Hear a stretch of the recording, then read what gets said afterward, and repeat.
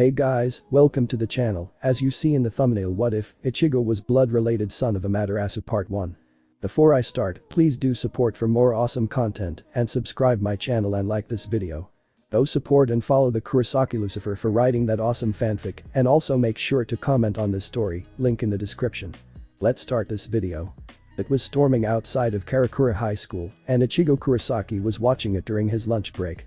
Normally the orange head would be hanging around with his friends, but since his powers disappeared they started avoiding him, thinking that he would want to be alone.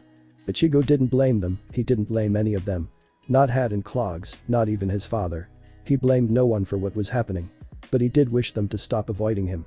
Every time he tries to talk to them, they get nervous or make excuses as to why they need to leave. Ichigo spent so much time in his mind watching the rain that he didn't notice that the bell rang at the start of class. So with a sigh he turned away from the window and looked towards his teacher.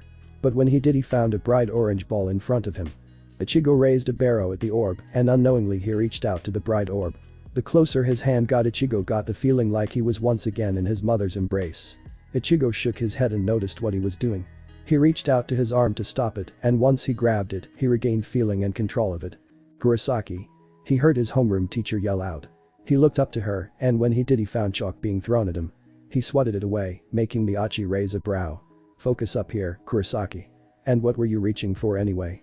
Ichigo looked to where the orb once was and found that it was gone. Nothing." He answered her question. His teacher raised a brow and shrugged. "Well, focus class has started, and even if your grades are getting better, you still need to focus." She finished looking back to the board and continued teaching. Ichigo sighed and looked back outside to where the rain got heavier. What was up with that? And why was I reminded of mother? Ichigo sighed again and looked towards the front of the class where he focused on his lesson. Little did he know that the spiritually induced people in his class also noticed the orange orb and the glow it gave. All of them gave a different reaction. But all had one thing similar, and that was something spiritual was happening to their residential strawberry. Later that same day, Ichigo was in his room laying on his back as he looked out of the window, watching as the rain continued to fall. But in all honesty, his mind was claimed by something else entirely. What claimed his mind was the orange orb that showed up in class. The orb reminded him of his mother's embraces and how it warmed him to the core. But also how he felt compelled to touch it, and now that he thought of it, he also thought of the memories he had as a Shinigami. Ichigo shook his head, not wanting those thoughts. They were of the past, and he already gave up on the thought of gaining his powers again, so he thought. With a sigh, Ichigo turned over on his side and closed his eyes. Only wanting to rest his eyes and not have the thoughts of his powers and his friends. The room was quiet as he held his eyes closed and listened to the rain hitting his windows. In all honesty, it started to make Ichigo drowsy. The quiet of his room, the calming sound of the rain hitting his windows, and the quiet house he was in.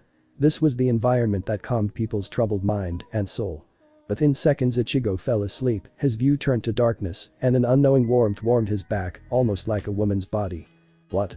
Ichigo shot up and looked over to see where the feeling was coming from, but when he did he found that orange orb floating there. This time when Ichigo noticed the orange ball he moved his hand to it, getting a feeling to just do it, and when he placed his hand on the orb he felt a burning, a good burning, feeling in his hand. The feeling soon moved up his body, giving him the feeling of drinking tea, and as it warmed his body. With it, the orb slowly grew brighter and brighter to where his room was filled with a light, and then a flash, one that blinded him with a bright white light, and soon Ichigo felt like he was flying, and then he felt himself lose consciousness, and then darkness.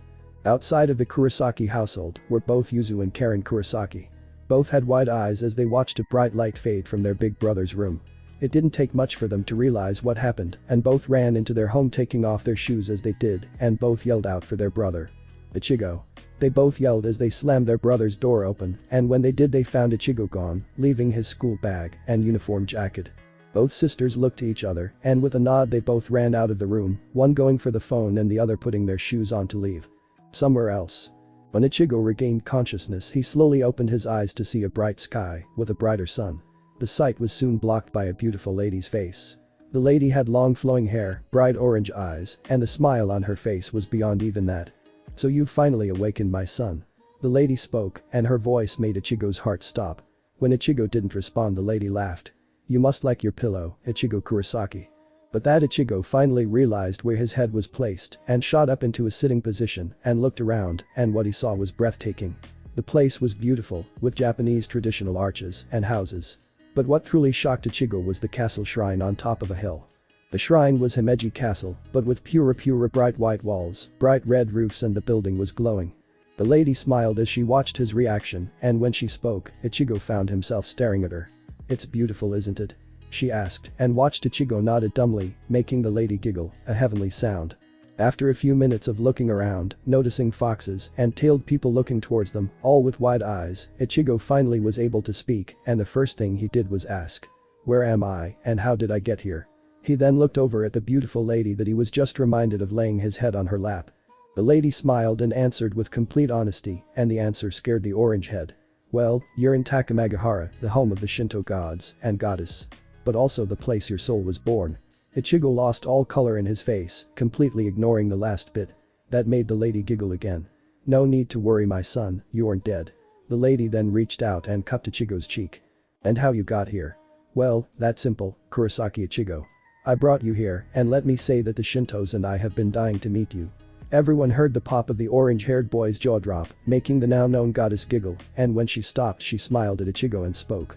"Oh, I almost forgot." She slowly got up. "Let me introduce myself, Kurosaki Ichigo." She gave a slight bow. "I am Amaterasu, the goddess of the sun, the queen of the Kamis, and ruler of Takamagahara. But also the mother of the Shinigami, but that was centuries ago." She finished. But that Ichigo stopped functioning, mouth held open, and eyes wide. But then he heard something, a whisper in his mind, something similar but not similar. "Look at me."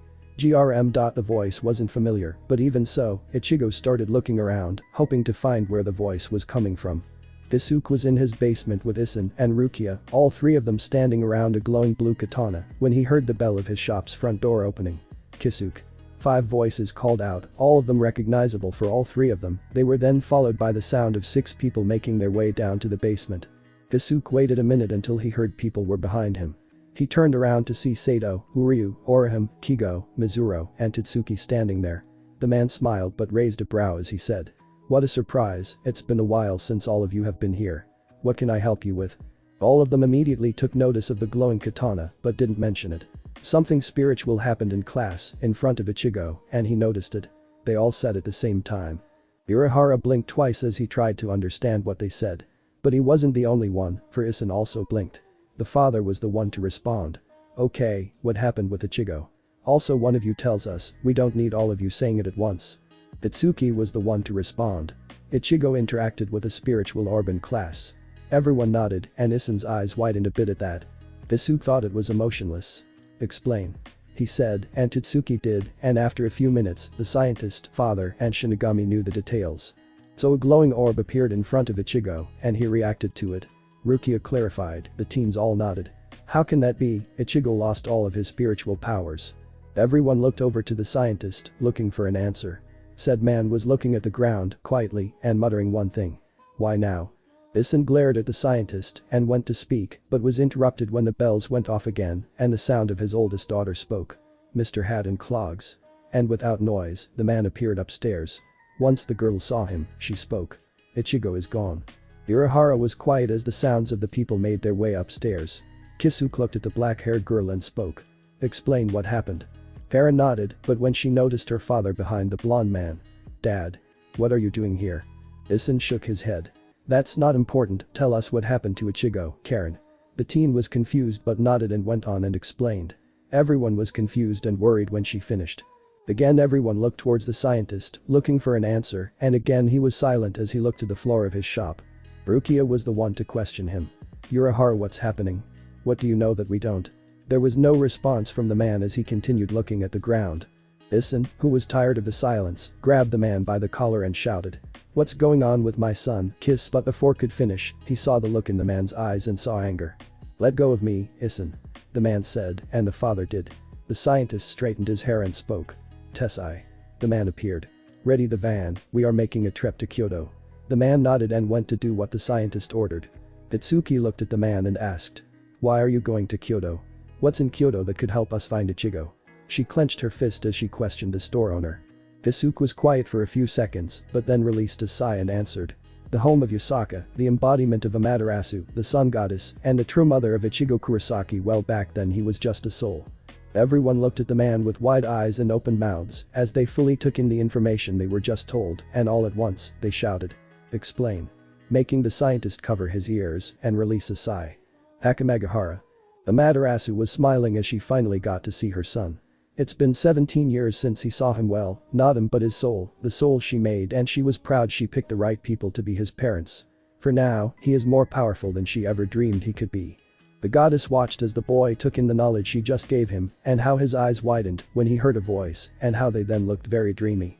Amaterasu then looked at the rusty old spear that appeared with her son and she noticed it glowing. She looked back to her son and found him looking around as if he was looking for something.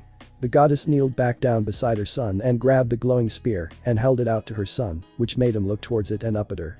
She smiled and said, "I believe this is what you are looking for, my son." Ichigo looked down at the glowing spear that the goddess was holding out towards him and reached out to it.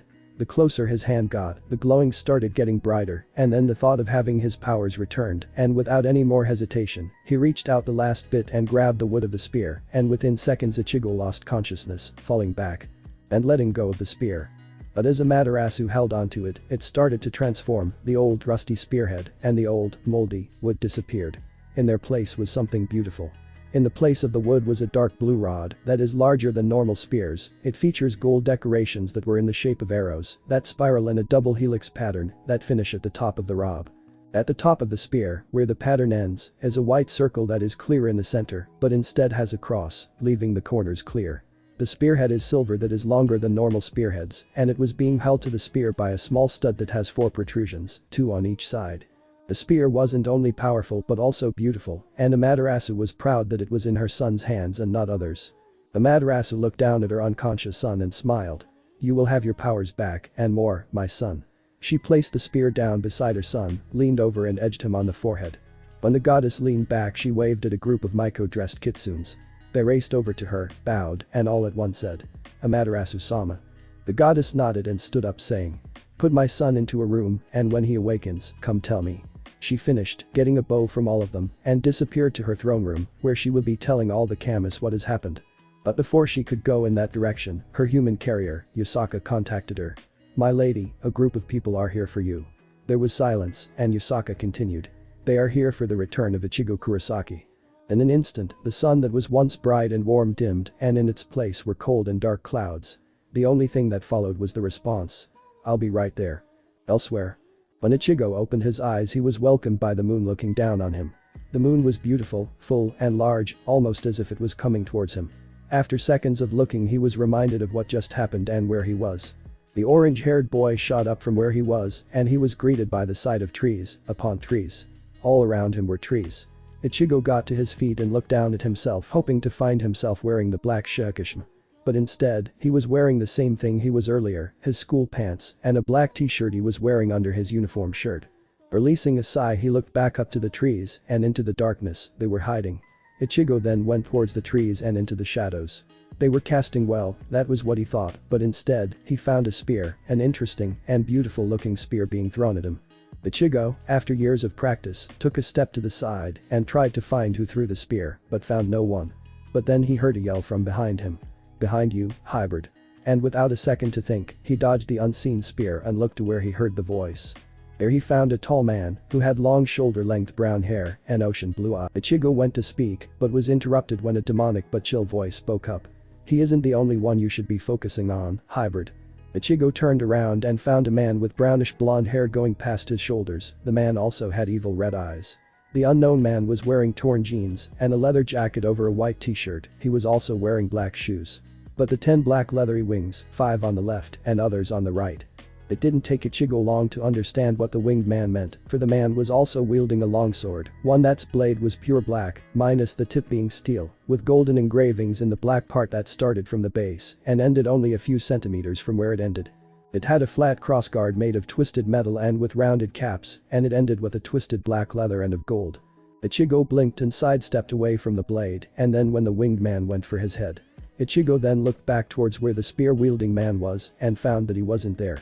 The orange head then looked back towards the winged man and found both men standing there. That was when he asked the question.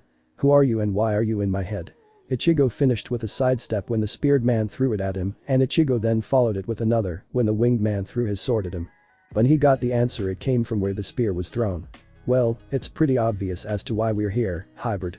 The spear-wielding man stopped and appeared behind him, holding the spear up to his back. "But who we are, you will have to show us that you are worthy and know the truth of your origins to know our names." Then it happened, Ichigo notices two silhouettes exiting the forest. One was a bearded man with long black hair, with sunglasses covering his eyes, and a black cloak hiding everything but his legs and boots.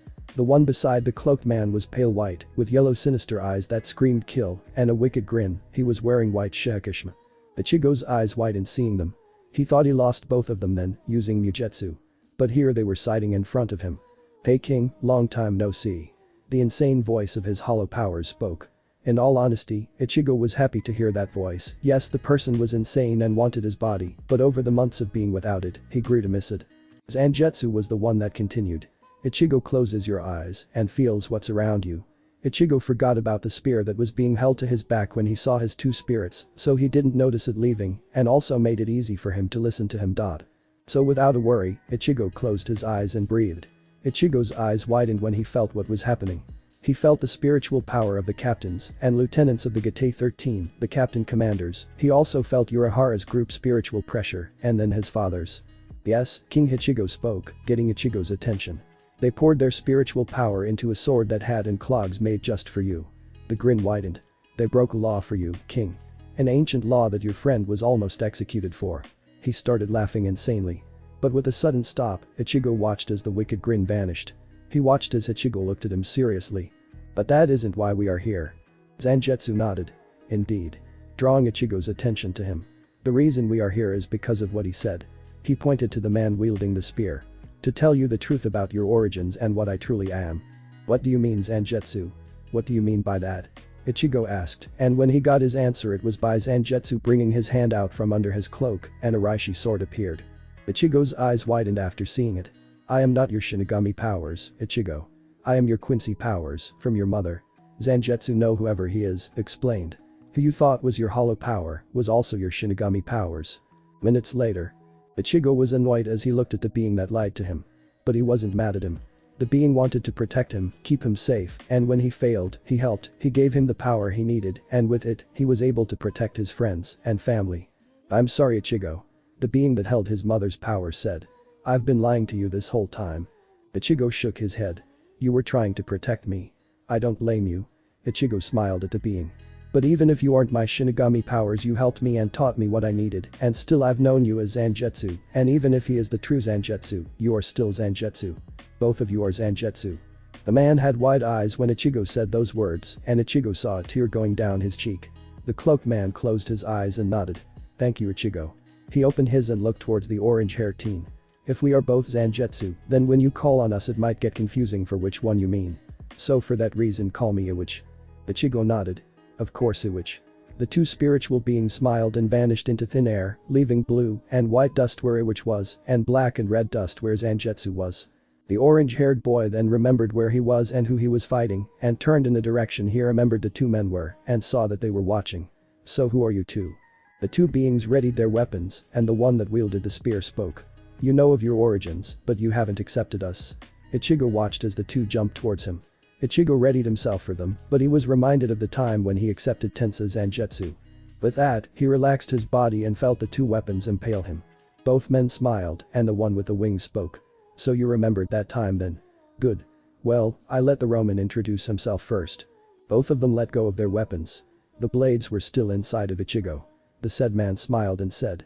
"My name is Longinus, the Holy Spear, the Spear of Destiny, and the spear that stabbed Christ in the side as he was crucified." Ichigo listened as his eyes grew tired and as the spear slowly dissolved into a glowing light and it was followed by the man. The wingman continued. "I'm Lucifer, the devil, ruler of demons, and the evil one. You have shown you are worthy of me and my powers. I am the one who fought God and the one Saint Michael kicked from the heavens." He finished retracting his demonic wings and just like Longinus he also vanished. When Ichigo nodded this time he fell unconscious and the sword was turned to glowing dust and entered his body. Unknown to Ichigo, his inner world changed. Skyscrapers appeared in the distance and with the giant chess pieces. Ichigo's body then vanished leaving the space empty and where he once was a giant king piece appeared and further away a giant gate of hell appeared but that wasn't the only thing that appeared for in the distance a scream could be heard. Urahara was standing in front of a forest that had a dirt stairway up into it and a red arch standing there as an entrance. He wasn't alone, beside him was his group, Ichigo's group, and his father, and in one of their hands was a glowing katana. Kisuke already knew how this upcoming meeting would go, but for the reason of returning Ichigo his power, he would not stop at anything. He owned the boy so much and now was the time. So that is why he convinced the Gate 13 to break their laws and how he made the spiritual sword. So with a sigh, Kisuke Urahara stepped past the arch and immediately everything changed. Where there was once a dirt stairway, there is now a stone one in its place. The sun was larger and brighter than the one of the places he just left, and last, but not least the people for all of them had fox ears and tails. But the hat and clogged man ignored it and made his way up the stairway, as the people following him gawked at the sight around them. Urahara noticed the looks he and his group were getting, but like he did when he entered he ignored it and continued making his way to his destination.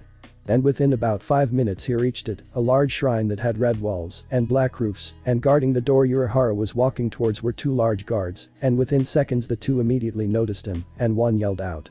"Halt." Kisuke didn't stop. "Stop. If you take another step forward you will find yourself fighting the 2 of us." But still, Kisuke didn't stop and the 2 guards transformed into large humanoid animals. They both changed towards the lone man, as his followers just stood wide eyes behind him. But before they could get real hits in, a voice yelled out. "What is going on here?" Everyone looked towards the voice and found a beautiful woman standing there. She had long blonde hair that is tied into a loose ponytail and golden yellow eyes. She had yellow fox ears, and for tails, they were the same, but there were 9 of them, all swaying in the air. She was wearing a red traditional shrine maiden outfit. The 2 guards immediately reacted to her voice and transformed back into their human form, bowed, and one of them spoke. "Yusaka. This man is an intruder. We asked him to stop and he didn't." The woman looked at Kisuke and sighed. "You fools. If he was an intruder you all would have been dead long before you would speak a word." She looked back to the clogged man and said. "What can I help you with this time, Kisuke Urahara? You know my lady won't be happy to hear that you are here." Kisuke nodded and took out his fan and covered the lower part of his face. "Why, I came here to see your lovely face, Yusaka." The woman seemed unfazed and Kisuke was pretty sure he could hear a cricket. After a few seconds, Kisuke took the fan away from his face and answered seriously. "I've come here because I want the return of one Ichigo Kurosaki who was taken to your lady in Takamegahara." Urahara watched as the woman closed her eyes, and when they opened he watched as the woman slowly started to laugh. "Oh, that's hilarious. You think my lady will return her son to you? All of whom abandoned him when he needed you at home." She took her away from the hat and clogged man and towards the group behind him. "Not one of you tried to think that he might need someone during his time as a mere human." The looks of guilt grew on their faces, and the one who spoke was the Shinigami lieutenant. "We were ordered to stay away from Ichigo to allow him to get over his loss of powers." "Then don't listen to the order." The princess responded, making everyone close by flinch. "Are your orders more important than a friend who needs someone?" The silence was the response, but Yusaka continued. "Ichigo might not blame you all and might forgive you. But Amaterasu and I won't." Kisuke seethed as he heard what the princess said, but even if it was true, he won't stop giving Ichigo his power back. So with a little shame and determination, Kisuke went down to his knees and placed his forehead onto the ground, making everyone look at him with wide eyes. "Please at least let me speak to Amaterasu-sama and Ichigo." He heard a sigh from the princess and then he footsteps. "I'll let her know that you want to talk, but I can't promise anything. Now stop begging and follow. Also, only one of those that follow you can come with you." Urahara got up and looked back to the group that was following him. "Kurosaki takes the others back to the van." He told the man and then looked over to the person who was holding the weapon made for returning Ichigo's power. "Kichiki, you will be coming with me." Both named people flinched when he called them by their family names. But both nodded and went their ways. Kisuke looked back to where the princess went and made his way in that direction, and Rukia followed. The way to the room was quiet as the 2 walked. Kisuke seething in anger at everything that had happened. He knew that was a stupid decision the captain commander made and he didn't try to stop him. Now he might never be able to repay Ichigo for everything he did. Kisuke was taken from his thoughts when he found himself standing in front of a sliding door that had a sun on it. Kisuke looked back to the short lieutenant. "When we enter you will not say a word, you will leave all the talking to me and me only." The girl nodded, he then looked at the blade in her hand. "Also if I know what Amaterasu-sama will be saying then I will be the only one that will be allowed to see Ichigo. So I'll be taking that for now." Kisuke held out his hand and watched as the girl hesitantly gave him the glowing weapon and immediately he brought it to his side and slowly opened the door. When he looked into it he looked to see the princess sitting on the throne with her eyes closed. "You may both come in. Amaterasu-sama has agreed to talk." The yokai said as she opened her eyes and instead of the golden yellow eyes she had, they had a mixture of orange in them. Kisuke and Rukia entered the room and kneeled in front of the throne, Rukia slightly behind the man, and they watched as the princess closed her eyes. Then they watched as the princess's body started to float and as it started to glow. When Yusaka opened her eyes, they found them completely orange. Kisuke Urahara. I thought I told you never to come here again. When the Yaokai spoke, it was followed by an echo. Kisuke looked down to the floor and went to speak but was interrupted by the echoing voice. I don't want to hear your excuses, Kisuke Urahara. I also know why you are here. And I will only say this once. The floating body placed her feet onto the ground and moved closer to the kneeling man and grabbed the man's chin and lifted it so she was looking the man in the eyes. No, I will not return my son. You people abandoned him when he needed you most. Why should I return him to you? Kisuke answered, but what he said shocked the girl behind him. I know that whatever I say won't change your mind, Amaterasu-sama. But at least allow me or my comrade to give Ichigo his powers back. He showed the glowing blade to the goddess-possessed Yaokai. You see, Amaterasu-sama. The Gate 13 owe Ichigo much for what he did, and we all agreed that he should have his powers returned. So with the help of their spiritual pressure, I was able to make this. All to return Ichigo to his power. Kisuke watched as the goddess looked into his eyes, and after a few seconds, she dropped her chin and floated back to the throne. She sat down on the throne and looked down at the two. I will give you permission to give my son his powers back. Kisuke released a sigh, but the goddess continued. But only you will do it, Kisuke Urahara. The scientist nodded and waited for something to happen. But when nothing happened, he looked up to the Yaokai. She started to laugh. You thought I would bring my son here? How foolish of you. The goddess looked at the girl. Girls, leave us. Kisuke listened as the girl flinched and got up and left. Urahara looked to the goddess and watched as she took a few breaths, and as she said, well, it looks like my time in this body is up. The color in the Yaokai's eyes started to leave, returning it to the golden yellow of the rightful owner. The goddess looked at the man and spoke her last sentence. Kisuke Urahara, you will be coming to Takamagahara to return my son's powers, but under no circumstances will you open your eyes until I tell you. The man nodded, bowed his head, and closed his eyes. I understand, Amaterasu-sama. I thank you for giving me this opportunity. The man then felt warmth around him, and then he felt himself being transported somewhere else. Somewhere that had great warmth and light. Kisuke wanted to open his eyes, but remembered what the goddess said and tried his best to keep them closed. Up, Kisuke Urahara. A voice spoke out, a female one, that sounded similar to the one that echoed with the Yaokai. The scientist listened and got to his feet and then heard a door open, and then the voice again. This is Kisuke Urahara. I know you're smart enough to walk around with your eyes closed. But that, Kisuke followed the sounds of the footsteps that were ahead of him, listening to his surroundings and what was happening. He heard people greeting the person leading him and how they all had a happy tone in their voice. After minutes of walking, Kisuke heard another door open and footsteps going into the room. He followed, and once he entered he could hear light breathing in the room. The footsteps stopped and he soon heard the voice once again. You may open your eyes, Kisuke Urahara. Said man slowly opened his eyes, bringing his hand up when the bright light landed on them. Everything was blurry at first, but after seconds his vision started adjusting to the light and now he could see the room more clearly. Bringing his hand down from protecting his eyes and looked to see he was standing in front of a bed. On that bed was an orange-haired teen who was not moving or asleep, he was laying down completely still, not a muscle moved. It was obvious that the goddess was annoyed and impatient, for not a second later he heard the voice of the goddess of the sun. Well, get to it, Kisuke Urahara, give my son his powers back. Kisuke nodded and moved to stand beside the bed to look down at the still body, and after a second he grabbed the glowing katana by the grip and moved it so that it right over Ichigo's heart, and without hesitating he pushed down and watched as the blade pierced the boy. The reaction was immediate, for not a second later, Kisuke's eyes widened as he was thrown to knees by the amount of spiritual pressure that was leaving the boy's body. He slowly looked up and watched as the sword slowly disintegrated into a thin air. This happened for a few more minutes, and with each minute that went by the pressure was getting stronger and stronger, the pressure was making it hard for the scientist to breathe. But that all stopped during the 4th minute, where it completely vanished. Kisuke slowly got to his shaky feet, for everything he planned, he wasn't suspecting that. He knew that Ichigo had great spiritual pressure, but never once did he think he would be affected by it. But that didn't change his mind about the young war hero. He and the Soul Society won him their lives, and one day Kisuke plans on repaying the orange-haired teen. Is it done, Kisuke Urahara, has my son's powers been returned? The voice of the goddess took him from his mind.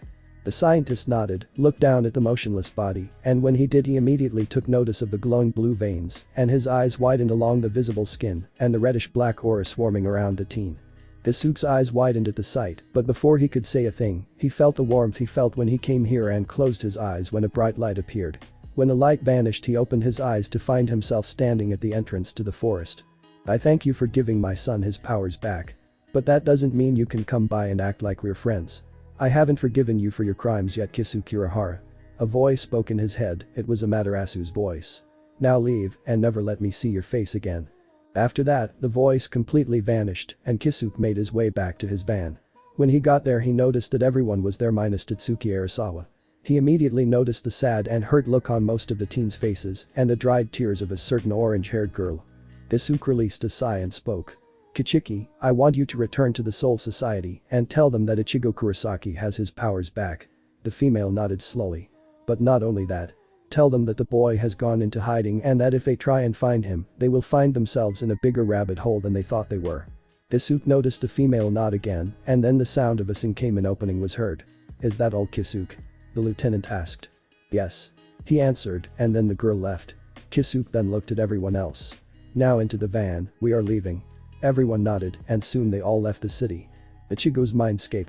Ichigo opened his eyes and found the side of his mindscape. He didn't mind the change, and to be honest, he didn't like the sideways city. Ichigo sat up and found forests again, and in the distance, he noticed the skyscrapers. He looked around and he raised a brow when he noticed the giant chess pieces. What are they about? He got his answer from a voice behind him. Those are one of the abilities I gave you when you accepted my powers. Ichigo looked behind him and found Lucifer standing there. When you accepted my power, you gained my armor, Jigoku no Yoroi, and my sword, Jigoku no Ken. Ichigo watched as the clothes on the man changed and a glow started to emanate from the man. As the glowing dissipated, Ichigo found the man in a suit he was familiar with and a sword that the man was fighting him with. His eyes widened when he saw the armor. The man grinned. Ah, you remember this armor. Good, because now it's yours. Ichigo watched as wings grew out of the man's back. Not only did you gain my armor, but you also gained the ability to fly and my wings as well. To summon them, I want you to close your eyes and imagine them on your back. Lucifer explained. Ichigo did what he said and closed his eyes and imagined him having wings, and slowly he felt something on his back, and when he opened them he found 10 leathery wings there. You're a fast learner, Ichigo. Said teen looked back to the man and found the armor gone along with the wings. But not only did you gain those, but you also gained the abilities to control the Kushinadas and the chains of hell, like the time you were in hell. Ichigo nodded and asked. Why are you telling me all of this? He got to his feet and did the opposite of what he was told to have the wings appear. The man nodded and smiled. Because for the next day or so, you will be learning to wield my power. The man grinned and readied himself. Now are you ready to face the ruler of hell? He didn't give Ichigo time to answer, for the man charged at him, and an explosion happened when Lucifer's sword came in contact with the same sword, but Ichigo's hand. The devil looked into the teen's eyes and grinned. Good. You are learning quickly. But you still have ways to go until you master my power. He backed away and vanished. Ichigo looked around trying to find the man. And that is what we are doing. The man's voice came from above the teen, and then the training continued. Ichigo was exhausted, sweat was running down his forehead, and his clothing was tattered. He was lying on his back as he looked into the sky and breathing heavily. Beside him was the devil's sword, and further away was Lucifer, who was leaning against the tree smiling. You've learned to control my powers, Ichigo. But you still have ways to go until you master it. He said as he slowly disappeared. Also, another thing you gained when you accepted my powers, you gained the demon clan of the 72 pillars, Nibirius clan. Ichigo sat up, and within a blink, all the destruction that was caused by the two's fight vanished, and the tattered clothes were replaced by a new set of clothes. Ichigo sat up and grabbed the sword that was beside him and looked at it. The sword was comfortable to wield, and he felt the power resonating from it. The power was warm, chilling, and it gave him the feeling like he was in hell. It felt evil, and Ichigo didn't mind it. Which scared him, to be honest. Ichigo shook his head and threw the sword into the air and watched as it vanished. He started walking around. He was thankful for the time of rest. He didn't know how long it's been since he entered his mindscape and how long he was training with Lucifer. Ichigo sighed and looked to see where he was, and he found himself beside the skyscrapers. It's time for you to train with me, Ichigo Kurosaki. A voice said from above him. Ichigo looked to see Long Ina standing on the side of the skyscrapers. Ichigo then got the feeling to do the same, and as he did, he felt his world move. Ichigo continued making his way towards the Roman-dressed man. So what will we be doing, Longinus? The man smiled, held out his hand, and Ichigo watched as the spear appeared. Well, obviously we will be training with this, Longinus, a sacred gear and a holy relic. The man then placed the shaft onto his shoulder and continued. Sadly, I'm not like Lucifer, as in I don't give you much. But I promise you, the moment you accepted me, you became the wielder of the strongest scared gear. Ichigo nodded and did the same thing he did when he needed the sword during his training with Lucifer and imagined the spear in his hand. Well, Longinus, I am grateful for your powers anyway. The man smiled and readied for the fight ahead. Well, Ichigo, who will be making the first move? There was silence that followed. Well, I guess I will make the first move. Then the fight started and the once beautiful side of the forest and skyscrapers was destroyed, leaving craters everywhere. During this fight Ichigo was struggling more, the reason being he wasn't used to wielding a spear. But even so, he just continued and learned as he went. Soul Society. Lieutenant Kichiki. The booming voice of one Captain Commander Genryusai Shijikuni Yamamoto spoke out as all the captains and lieutenants stood at attention. Named lieutenant appeared in the center of the room, with her head down and on a knee. Has Ichigo Kurosaki regained his powers? It was more of a demand than a question. But the small woman answered. Hi, Captain Commander. Ichigo has regained his powers. Then why isn't he here with us? The old man yelled out, making the lieutenant flinch. There was silence as the female Kichiki stayed looking at the ground. Answer, Lieutenant. It's because Ichigo Kurosaki has gone into hiding, Captain Commander. Rukia Kichiki answered. It wasn't me who stabbed Ichigo Kurosaki with a blade, but Kisu Kurihara. Everyone started to whisper amongst themselves, all asking why the hero of the Winter War left. All but a few, one being a captain of the 6th Division, another being a blonde-haired man with a tie, and the last being a short woman with a prosthetic arm. And only one of them let the others know what she thought. The captain stepped forward, making everyone look towards her. Captain Commander. I believe Ichigo Kurosaki has gone rogue. That made everyone shout out in disagreement. Silence. The booming voice made everyone shut up and look towards the owner. Captain Soifin, explain why you think that. The Captain Commander said, seeming unfazed. Because why else would he? He's always doing what he wants and has broken our rules again and again. That man might also have a hand in this as well. The short captain said. I disagree. A voice that rarely spoke up in these meetings said. That isn't like Ichigo Kurosaki. Everyone looked over to the captain that spoke, Byakuya Kichiki. I for one also agree with Captain Kichiki. The short white-haired captain said. That isn't in Kurosaki's nature to do. He has always had a reason to break the rules and disobey your orders, Captain Commander. Some of the other captains and lieutenants agreed and made their thoughts known. Lieutenant Kichiki, Yamamoto said, gaining the short woman's attention. I am going to say that Kisu Kurihara told you to say that. Am I wrong? A shake of the head was his response. What else did Kisu Kurihara tell you, Lieutenant Kichiki? Kisu Kurihara also told me that if you try to find Ichigo Kurosaki, you will find yourself in a larger hole than you already are, Rukia answered, and that made the Captain Commander open one of his eyes. Whispering started up when the lieutenant finished, but that all left when the old man spoke. Thank you, Lieutenant Kichiki. You may return to your spot. The little woman then vanished and appeared back to where she was before she was called up. The Captain Commander continued. Captain Soifin. The woman stood straight and listened. You will not send out any of your men to find Ichigo Kurosaki. This meeting is adjourned. The man then walked to his office, leaving everyone raised a brow, but some released a breath for what he said.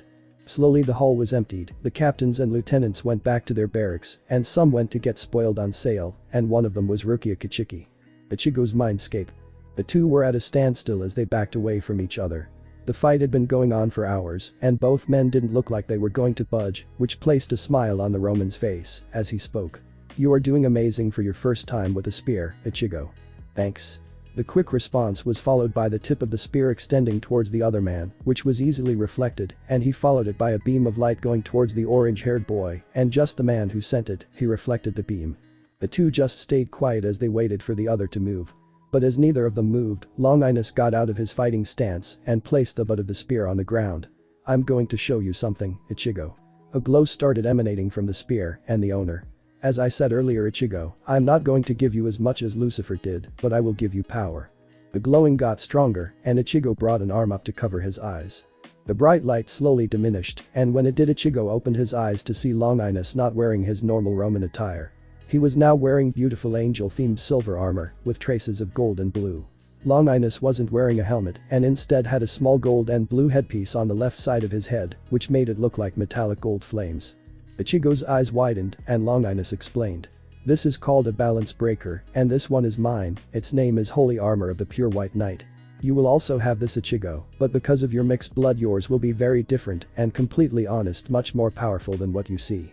Ichigo slowly regained his emotions. So I'm guessing you're going to teach me how to achieve that.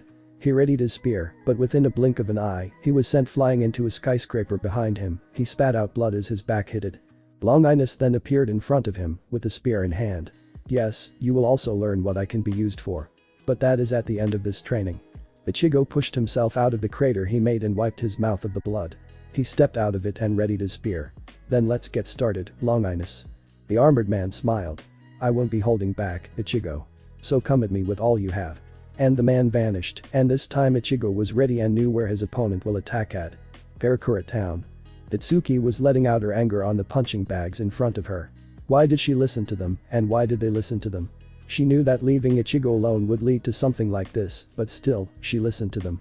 Tatsuki ended with a kick that sent the bag flying. Why didn't she just listen to herself?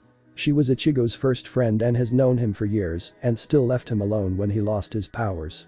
But what angered her the most was what Ichigo's group did.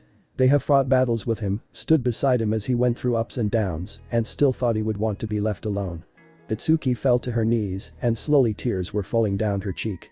Now with Ichigo gone, she will never be able to tell him about her feelings for him. Why was she powerless?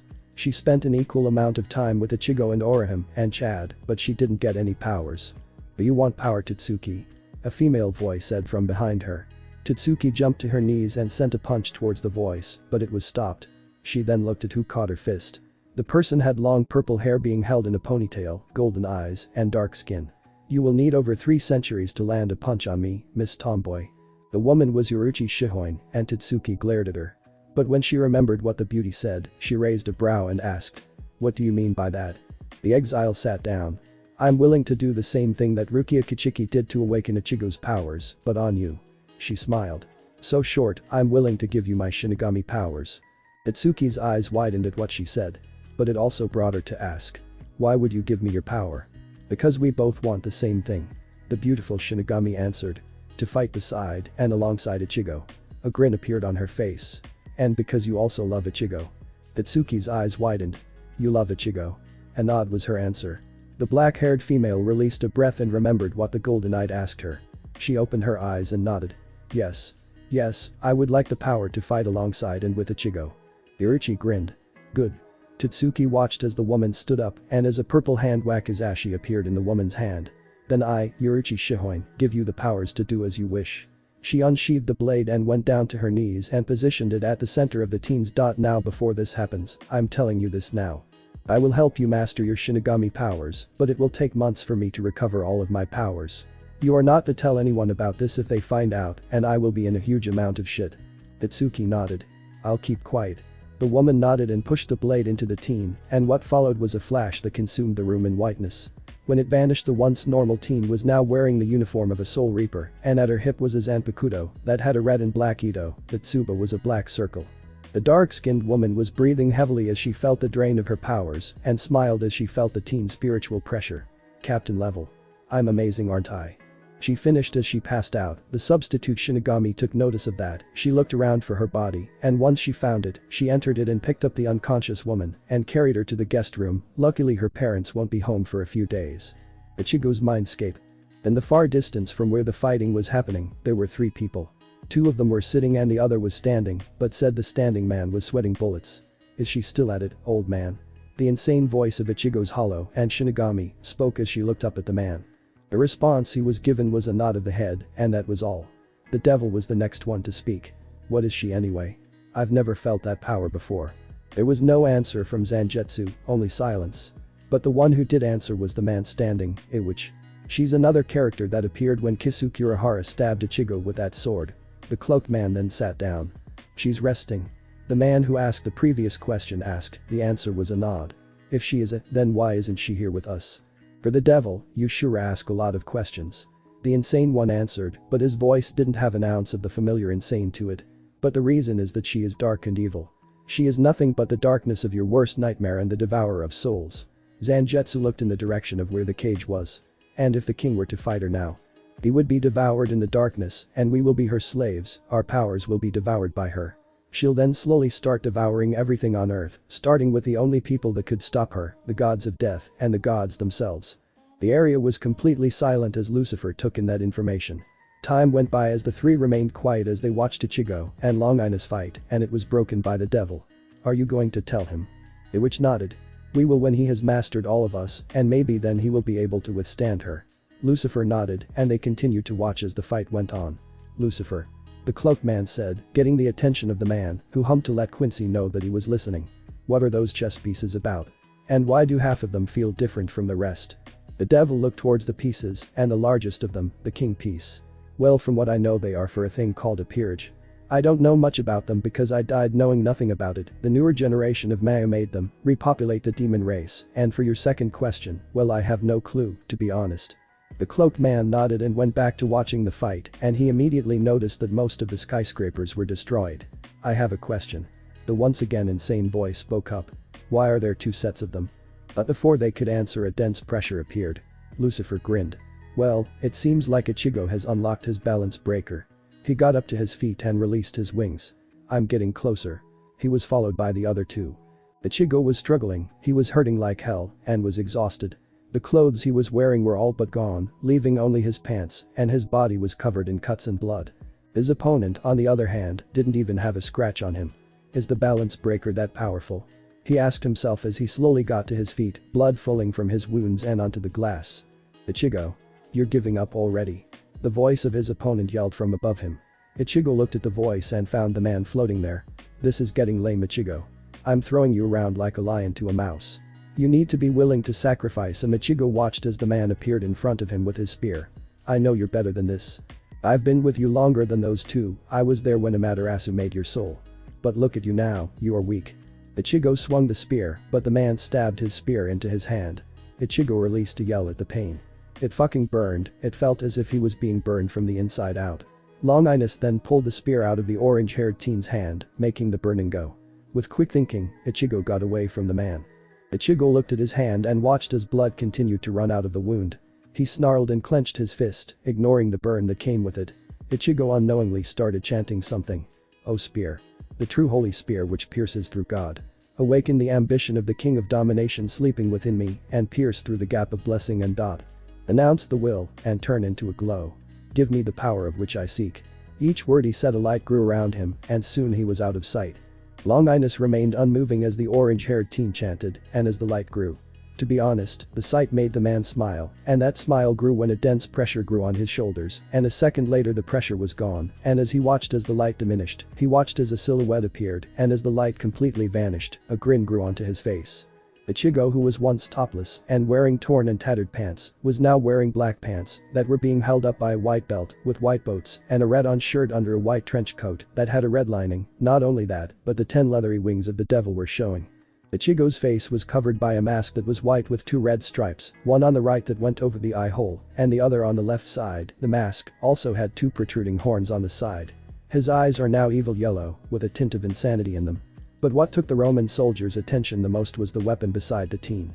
Yes, it was the true Long Inus, but the shape showed that it wasn't, for it was a broadsword instead, and not the spear he was used to. Ichigo reached up to the mask on his face and grabbed it by its eye holes and brought it to the side of his head, and it showed what the mask hid, for all over Ichigo's face were glowing blue veins. Long Inus stabbed the butt of his spear into the ground and clapped. Yes, Ichigo Kurosaki, you will always be the strongest person to wield me. Your balance breaker surpasses even mine by tenfold. The man grabbed his spear and got into position. Now let's end this fight, Ichigo. The teen nodded, grabbed a sword, and Long Inus watched with wide eyes as the weapon changed to the spear he was so used to. Your move, Long Inus, Ichigo said with an echoing voice. The man nodded and dashed towards the orange-haired teen, and he watched as the boy vanished, and then a massive amount of pain on his back was followed, and as the man lost conscious, he smiled at the success of his new owner. Renji was watching as his best friend and fellow lieutenant finished another bottle of sake. He wanted to stop her, but the best way to get information is by getting that person drunk. So he just watched and took sips of his own sake. He didn't like it not one bit, but he wanted to know what happened to Ichigo. Renji knew she was hiding something, but when he asked on his way here, she avoided the conversation as a whole. This was his last resort, and it seems to be working, for Rukia was already mumbling words about random things. That was when he heard it. We betrayed him. The short lieutenant whispered.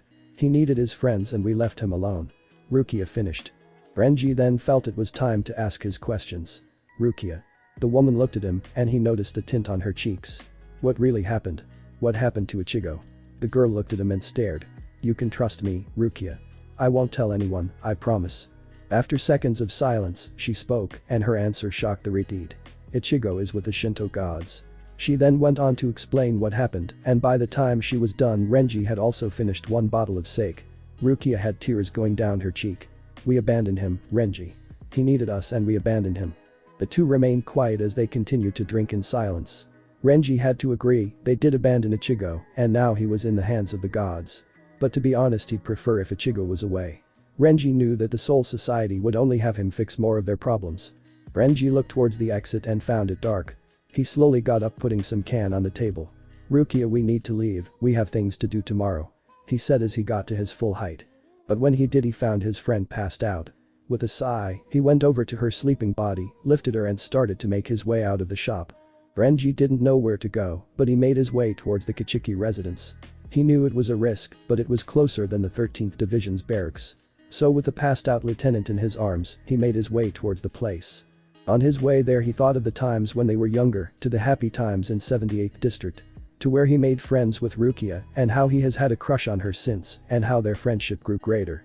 This was all thanks to Ichigo. For decades, Rukia was growing distant with him, going as far as not having eye contact whenever they crossed paths. But then Ichigo came and closed that distance. Rukia and him started growing closer together.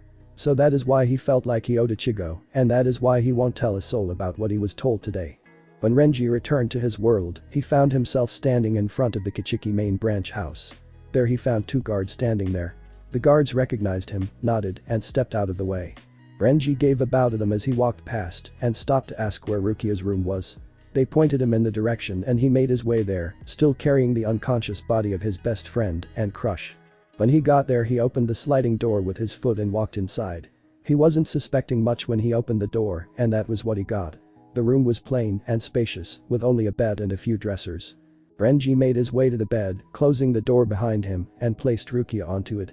He watched as she moved around until she stopped looking towards him. The Redeed smiled at the sight and went to leave. But as he did, he felt someone grabbing his sleeve. Renji looked back and found Rukia grabbing it and with eyes slightly opened. Please stay, Renji. He saw a tear falling from her left eye. Please. Renji was hesitant and responded. If Captain Kichiki finds out, he won't be very happy. He answered. Rukia sat up. Please Renji, stay with me. The said Redeed stared at his best friend and after seconds nodded. Rukia smiled. Thank you Renji. She finished moving over, making room for the Redeed to get in. Renji let his hair loose by taking out the strap and climbed into the bed. He moved around until he was facing the door he entered through. He then felt Rukia grabbing the back of his shakusho. Good night Renji. She whispered. He took a breath and closed his eyes, avoiding the feeling in his crotch, and responded. Good night Rukia. The two remained quiet as they tried to fall asleep, and the Redeed was the first one to dream. The smaller lieutenant followed shortly after and whispered. I love you Renji. Then she fell asleep, allowing the darkness to overcome her drunk mind. Outside of the room was the head of the family, with his hands in his sleeve and eyes closed. But what stood out the most was the small smile he had. He then left the two to sleep, saying something as he went. Then he is the one you have chosen, Rukia, I approve. He finished as he entered his room. Ichigo's mindscape. Ichigo, before we start, you need to know that what you have been using was never your real, or Zangetsu. The voice of Iwich said as he stood in front of the orange-haired teen who only hours ago finished his training with Long Inus. The teen raised a brow at that. Then what have I been using, if it wasn't Zangetsu? He watched as the man brought a hand out of his cloak, and as he watched as the same butcher blade he was using during his substitute Shinigami days. You were using a blade I made to replace it. The blade then vanished. But that isn't all Ichigo. When you were using it, you were only using the part I couldn't hold back. The man's cloak opened to reveal black pants and a wide-on shirt. But this is what your power truly is. Within a blink, a blue flaming sword appeared and the cloak bellowed. This Ichigo is your true Zangetsu. Iwich moved the blade towards the teen, saying as he did. Ichigo takes that blade and you will have your true Zangetsu and powers. Ichigo felt the power that was flowing out of the flaming blade and it was enormous. The orange-haired teen moved his hand to grip it, but as he did, the cloaked man spoke. When you grab that blade, you find something missing. Ichigo looked over to the man. That something is what makes all Zanpakutos, and only one man can give it to you. But that man is of the royal guard and can't be trusted, Ichigo. Ichigo nodded. Thank you, Iwich, for telling me that. Ichigo looked back to the blade. Is that all I need to know? He couldn't see it, but he knew the man nodded. Ichigo then grabbed the blade, and within seconds everything around him started to crumble. Luckily they were deep in the skyscraper area, so only the buildings were being destroyed. Ichigo felt the power of the blade flowing around him, and as the flames started engulfing him in its heat. When it died down, Ichigo found himself holding two blades, one bigger than the other, and both blades were black.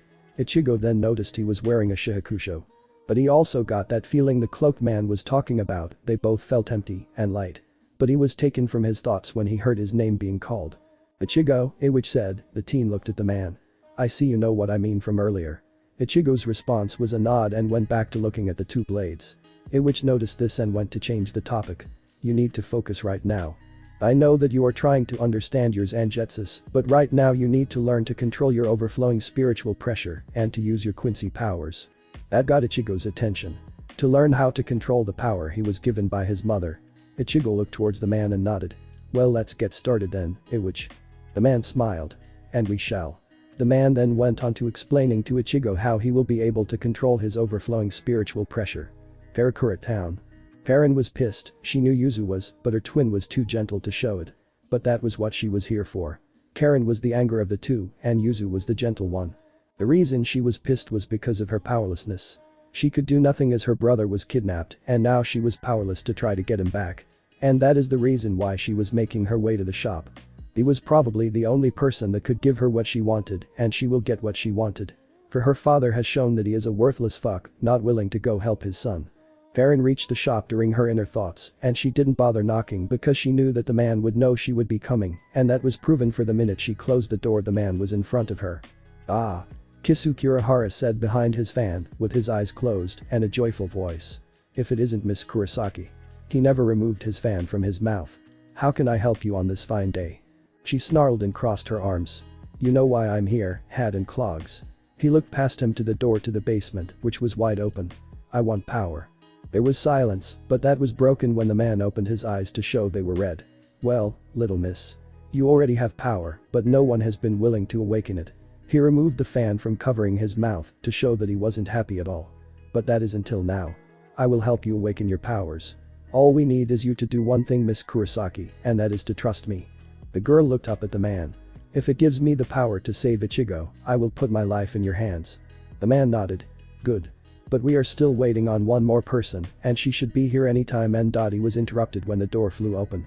Ah, she is here. Perrin looked behind her and saw her twin there.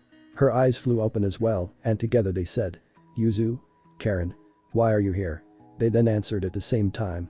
So I can have the power to save Ichigo.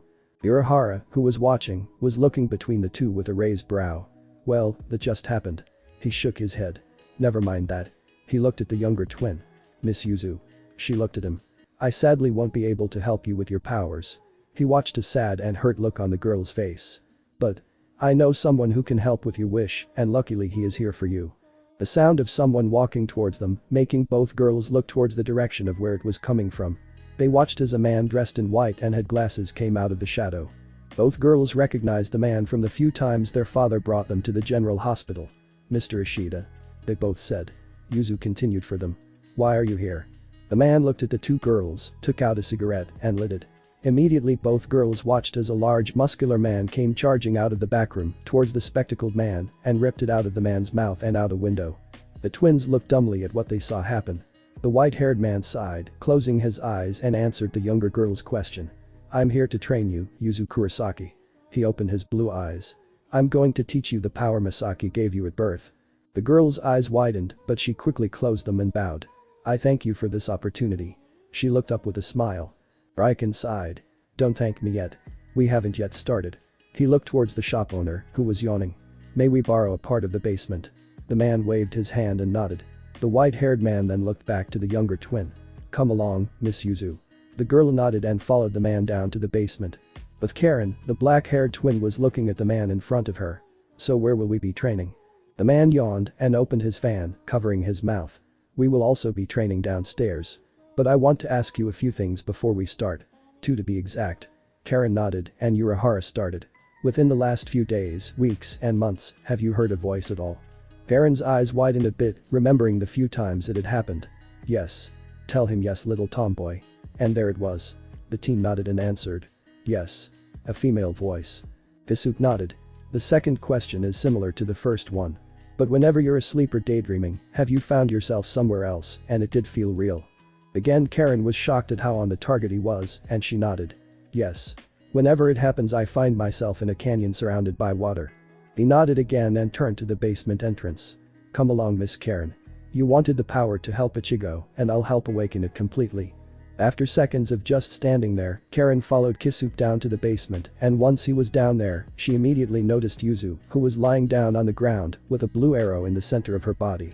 She wanted to go to her twin, but Kisuke stopped her. She's fine. It's just the way the Quinces awaken dormant Quincy powers. She looked over to where Kisuke was and found him wearing a glove. Now you will feel very weird once this happens, but just know that it's natural for that feeling. Karen then watched as the hat and clogged man placed the gloved hand on her forehead, and indeed she felt weird. But then she felt a weight on her left hip. Karen looked at the hip and found a katana there. The katana was blue, and Tsukaito was light blue. The tsuba of the katana was in the shape of a half moon. She then noticed that her hips were revealed, and that she was wearing black and white clothes. This Karen. She looked over to the person who called her. Welcome to the Shinigami world. I will be teaching you how to control that power, and to unlock your true potential. Kisuke said as he unsheathed his blade. And we start now. The man then vanished, and Karen unsheathed her blade and reflected the attack. Ichigo's mindscape. Ichigo was standing in front of the cloaked man with his black broadsword Heilig Bojin. Very good, Ichigo, Iwich said as he watched. You are mastering your Quincy powers quickly. Now summon your bow, Ichigo. Ichigo dispersed the Raishi blade and summoned his bow, which was black and red this time. Which made him question. Why is it that mine is black? Iwich stepped off of his phone pole and went toward his master. Well, you are special Ichigo.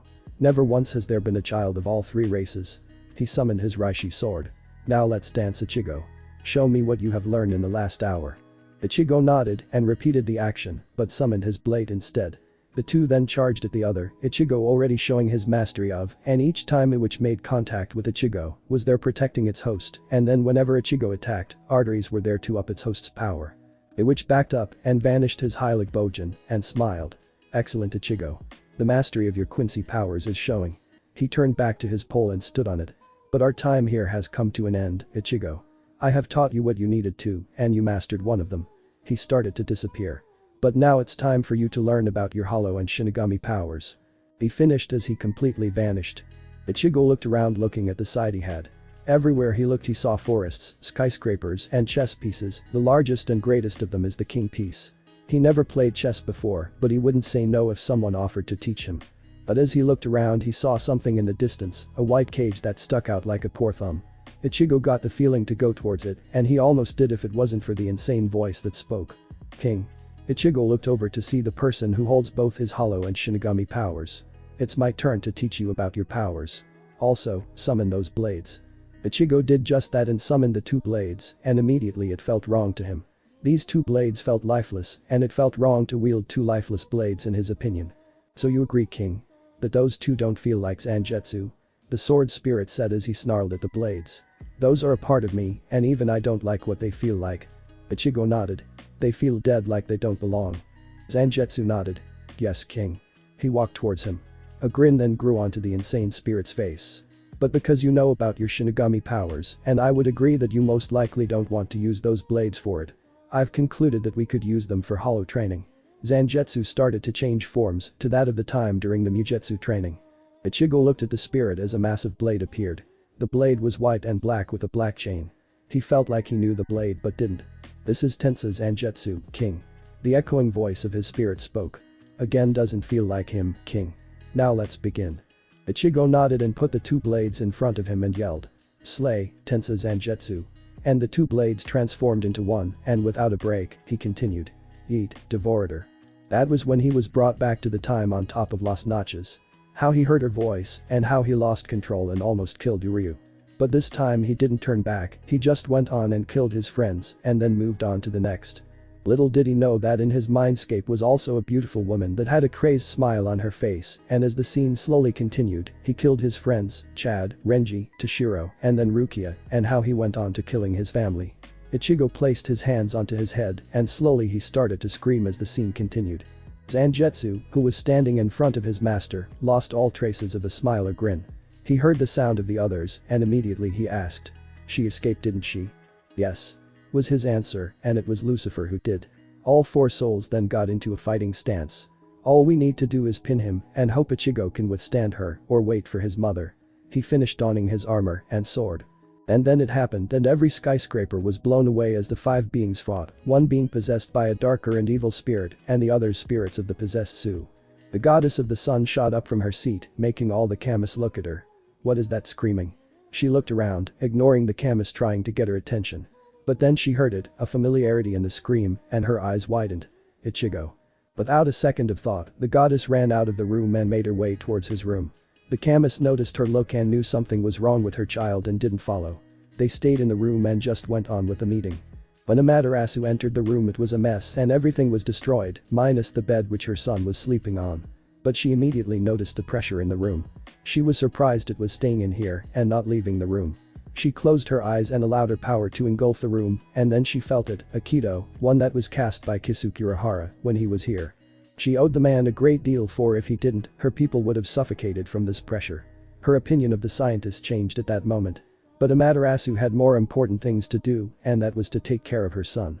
The goddess looked towards her son, who wasn't wearing the clothes he was when he got here, but the Shihakusho of the Shinigami. But when she looked at his face, she saw a terrified and hurt face, but not only that, but his eyes were open, and they were pure white with purple dots. Amaterasu was confused and said to herself, what caused my son to look like this? She didn't wait any longer and climbed onto the bed and went behind the unconscious body and lifted the teen's head and placed it on her lap. She then started to play with his hair and she watched as the look on his face lessened. She smiled and was brought to the time when she held his soul and how she was at her happiest during the moment. Flashback. Amaterasu was smiling as she held the soul of her son, the small orb was bright and swirling around in her hands. She didn't know why she always wanted a son, but thought it was because of how she always felt alone, but she did, and this was him. She wouldn't know who his human parents were until she picked them, but she knew that her son would have orange hair and chocolate brown eyes. Sister. She heard someone call her, and she looked back to see Susanoo was there. Susanoo was a handsome god, with getting black hair, beard and mustache, he was also 6 feet 11 inch. His eyes were ocean blue and screamed power and intelligence. You've called. She didn't turn completely around, wanting to hide her son for the time being. But she did turn her head in his direction and asked. Has there been any updates on what I've asked of you? He nodded. There is, and a unique one at that, a sister. Amaterasu turned completely, still hiding the spirit of her son, and raised a brow. Her brother waved his hand and an image appeared, the image was of a newly married couple, the bride was a woman of average height, with fair skin. She has long wavy brown hair that went down to her back, and her eyes were brown. The groom had spiky black hair and brown eyes. He was tall and muscular, and he had a goofy smile on his face. Amaterasu looked at her brother. And who are those brothers? The man then explained. That is Isen Kurosaki, formerly Shiba, and Misaki Kurosaki. The goddess looked at the image with wide eyes. So you noticed, sister.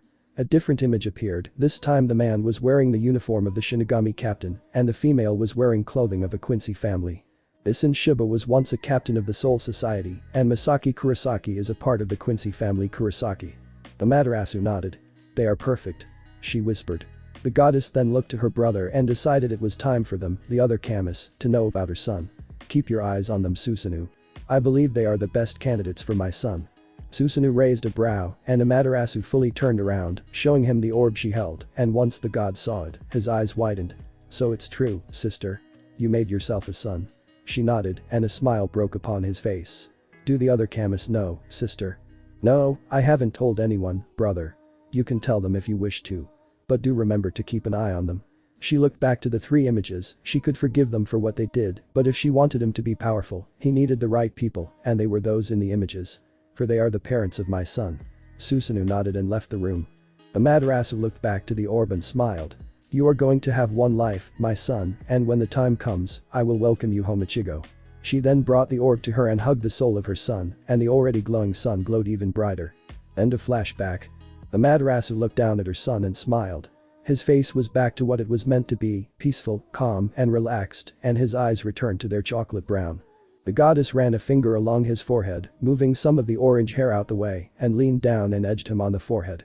She backed away, but didn't stop playing with Ichigo's hair, and didn't plan on moving any time now. Ichigo's mindscape. Ichigo was forced to watch the scenes in front of him. Everyone was dying, and he could do nothing about it. Ichigo felt powerless once again in this darkness and he couldn't look away for the screams to appear. But then everything stopped and a bright light started to surround the orange-haired teen and warmth engulfed him. But the darkness didn't leave but instead transformed into a being. The being turned into a female human with long purple hair that went down to her heels and purple and wide eyes, her sclera being purple and her iris and pupil being white. She was wearing a white and purple yukata with a design of velvet flowers, her bosom was overflowing with clothes and her obi was velvet as well. On her shoulders was a purple with velvet lining. Ichigo noticed she wasn't happy at all, the woman had a snarl on her face and then she spoke. "Damn you. I almost had you in my grasp and your body would have been him. Damn you, you lowly human." The light then brightened and the person started to vanish. "I promise you this, Ichigo Kurosaki, I will have your body and you will be mine." She said his name with poison and then she vanished. Ichigo blinked and when they opened he found himself standing in front of his four spirits charging at him, his eyes widened and did the first thing that came to mind and that was to get away. So he used his Shinto and vanished, he then shouted, not noticing the echo of his resurrection when he noticed the four charging towards him. "Stop. It's me." And he watched as all four came to a stop. The four looked at him with a suspicious look, probably not believing him. Zangetsu was the first to speak and lessened the intensity of killing the orange-haired teen. "King, is it truly you?" Ichigo nodded. "Yes, it's me." He answered and all of them relaxed and took a breath. What happened? He then noticed his echo and looked down at himself and noticed that he was in his resurrection. He then did the same thing when he released his Bankai and he was back to himself. Zangetsu grinned. "Well, to make it short, King. Someone tried to possess you." The grin grew. "You learned to dismantle your resurrection, I see, and without my help as well." The spirit dismantled his own, which was followed by the other three spirits and went towards his owner. "Now King, your training has been completed. You've mastered some of your abilities and unlocked others." He placed a hand on his shoulder and for once he saw a genuine smile on his hollow Shinigami spirit. "So we have no more to teach you as of now." The witch nodded. "He speaks the truth, Ichigo. Your training here is done for now." A smile appeared on the old man's face. "But for those, it will be a while until you need to learn them." Longinus shrugged. "I would have liked to teach you more about myself and the spear." He smiled.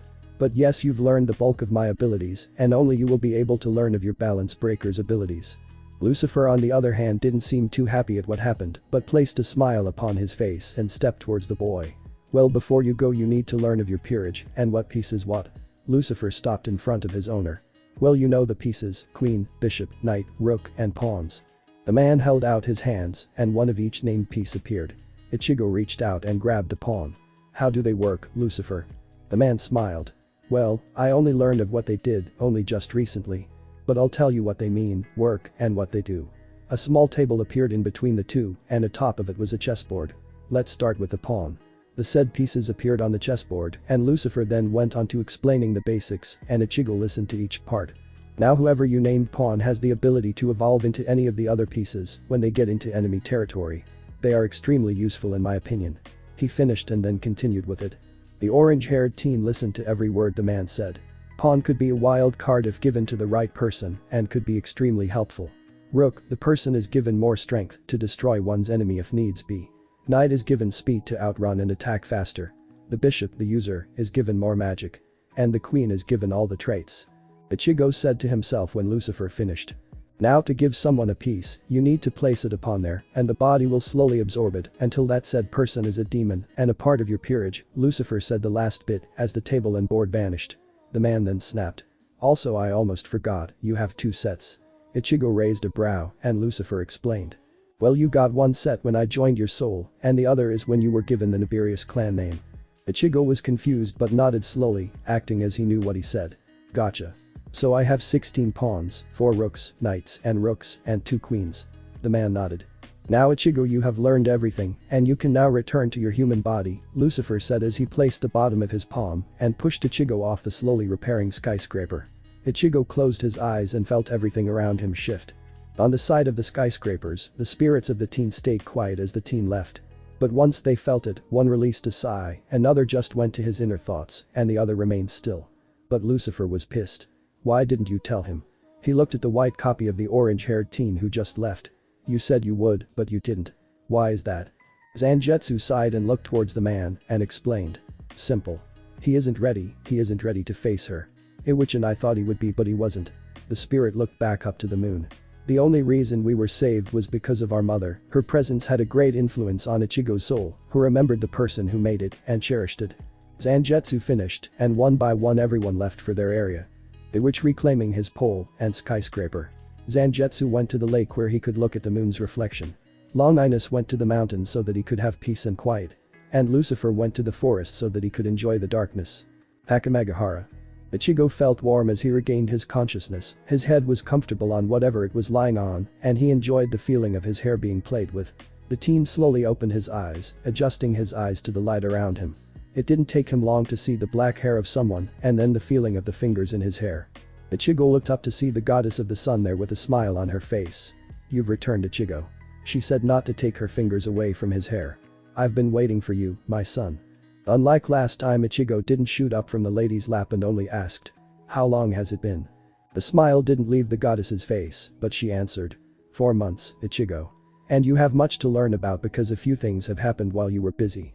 Ichigo then listened as the goddess explained what had happened during his 4 months of training. When she mentioned his friends, he immediately took notice of the look of disgust on her face and stopped her. "Why did you look down when you mentioned my friends?" Amaterasu didn't stop running her fingers through the teen's hair. "They abandoned you, my son. When you needed them, they would make excuses and leave you alone. I will never forgive them for that." Ichigo didn't know how to respond. His friends did grow distant during the 2 years of Ichigo losing his powers, and even if he denied it, a small part of him loathed them. He shakes his head and looks up at the orange eyes of the goddess. "Well, if you can you please treat them a little better than you did? For me, mother." The teen watched as a smile grew onto the lady's face. "I'll try my best, my son." She then went on to explain what happened, telling him everything he needed to know. When she finished, there was a silence that Ichigo didn't mind. The silence continued until Ichigo broke it by asking, "Why did you bring me here?" He watched as the goddess stopped playing with his hair and as she took a deep breath. She then went to say, "I want you to return to me and to be the Shinto's messenger, but also our army. I want you to fight our wars and end conflicts that need to be settled. In short, I want you to leave your friends and hometown. I also want you to move to a different town, Kuoh town, where the devils and fallen angels have been in conflict for a while." Ichigo looked at the goddess with eyes widened and mouth agape. But after a few seconds, he regained himself and then said, "You are asking me to leave my friends and family to help you and to become your army?" The lady nodded and Ichigo released a sigh. "That is asking a lot of me. But I'll accept." The goddess's eyes widened and wanted to ask something, but Ichigo spoke first. "I've fought other people's wars and done their bidding for them and got nothing for it." He finished sitting up and he watched as his hair fell in front of his face. Amaterasu, who was shocked at his response, smiled and grabbed Ichigo by the face. She didn't notice his wide eyes, but without a second thought leaned forward and hit him on the dot. When she broke apart, she hugged him and spoke, "Thank you, my son."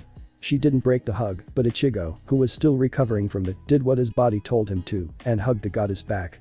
She broke the hug and spoke with a smile. "Now before you move to Kuoh town, you need to learn a few things and I will teach them to you, my son." Ichigo then asked something he was wondering for a while now. "Why do you call me your son?" She then went to explain everything to the orange-haired teen. Months later, Kuoh town. Sona Citri was making her way towards the front of the school. There was interference coming from there and it was severe, for the alarms in her head told her not to go towards the interference. But with the news of Clan Nibirius gaining a lord and how the Mayu has been acting, Sona needed to see who was at the entrance. And when she got there, she found a tall orange-haired boy whose hair is covering his eyes slightly, who was wearing the school's uniform with his shirt open showing a black shirt under it. But what took her attention the most was how she couldn't feel anything coming off of him, but the barrier went crazy when he entered.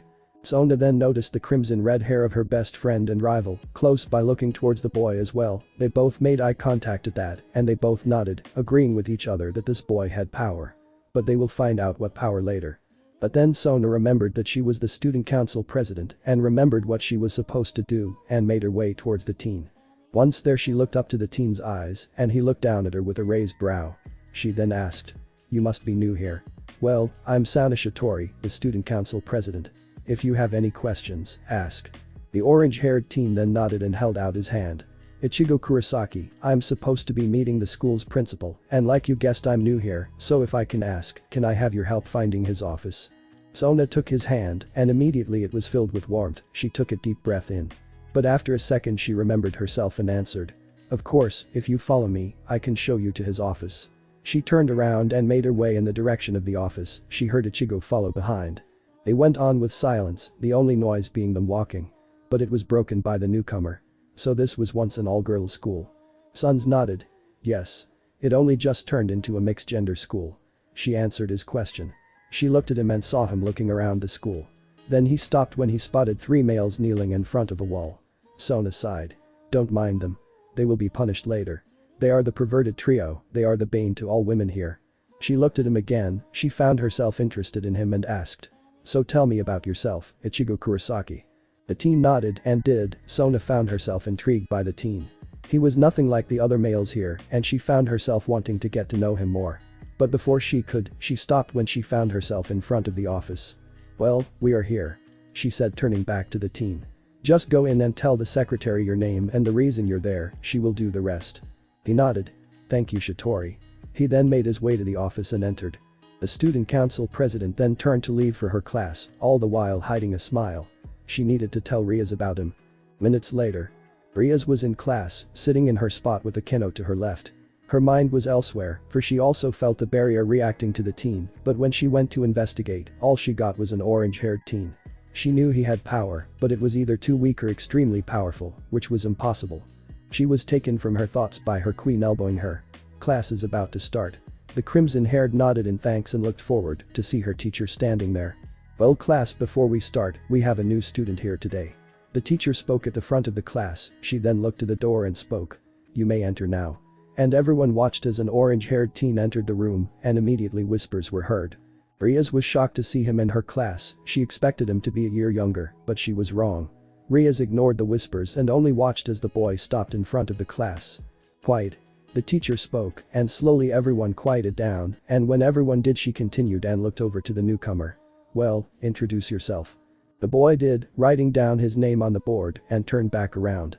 My name is Ichigo Kurosaki and no my hair is not dyed and no my name isn't Strawberry.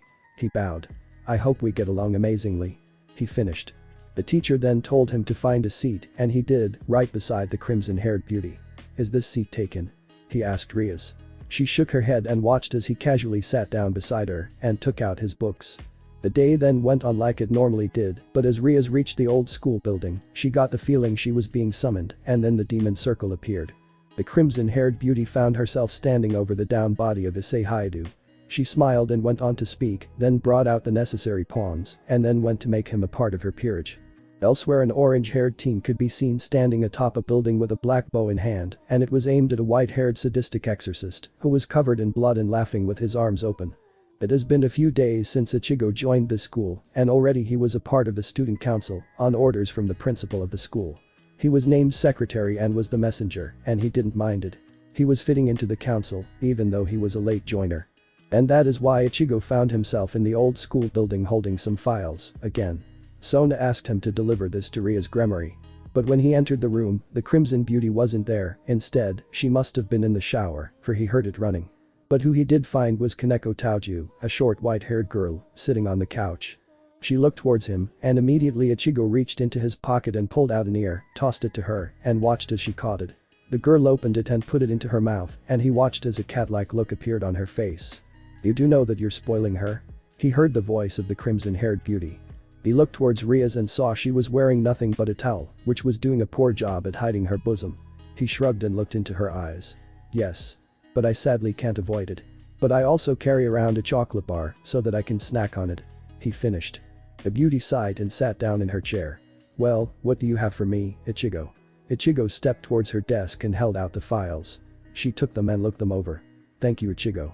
You may go if that is all. He nodded and turned to leave, but instead he found Kaneko in front of him. He noticed that she didn't have the lollipop anymore. Ichigo sighed and reached into his pocket and took out a handful of them and held it out to her. He noticed the slight widening of her eyes, she then spoke in a quiet voice. Are you sure? Ichigo nodded, smiling at the white-haired teen. The girl then took 5 of the lollipops and went back to her spot on the couch. She then whispered. Thank you. Ichigo nodded, patting her on the head as he went past her. Not a problem, Kaneko. Well see you later, Rias, Kaneko, and Akeno.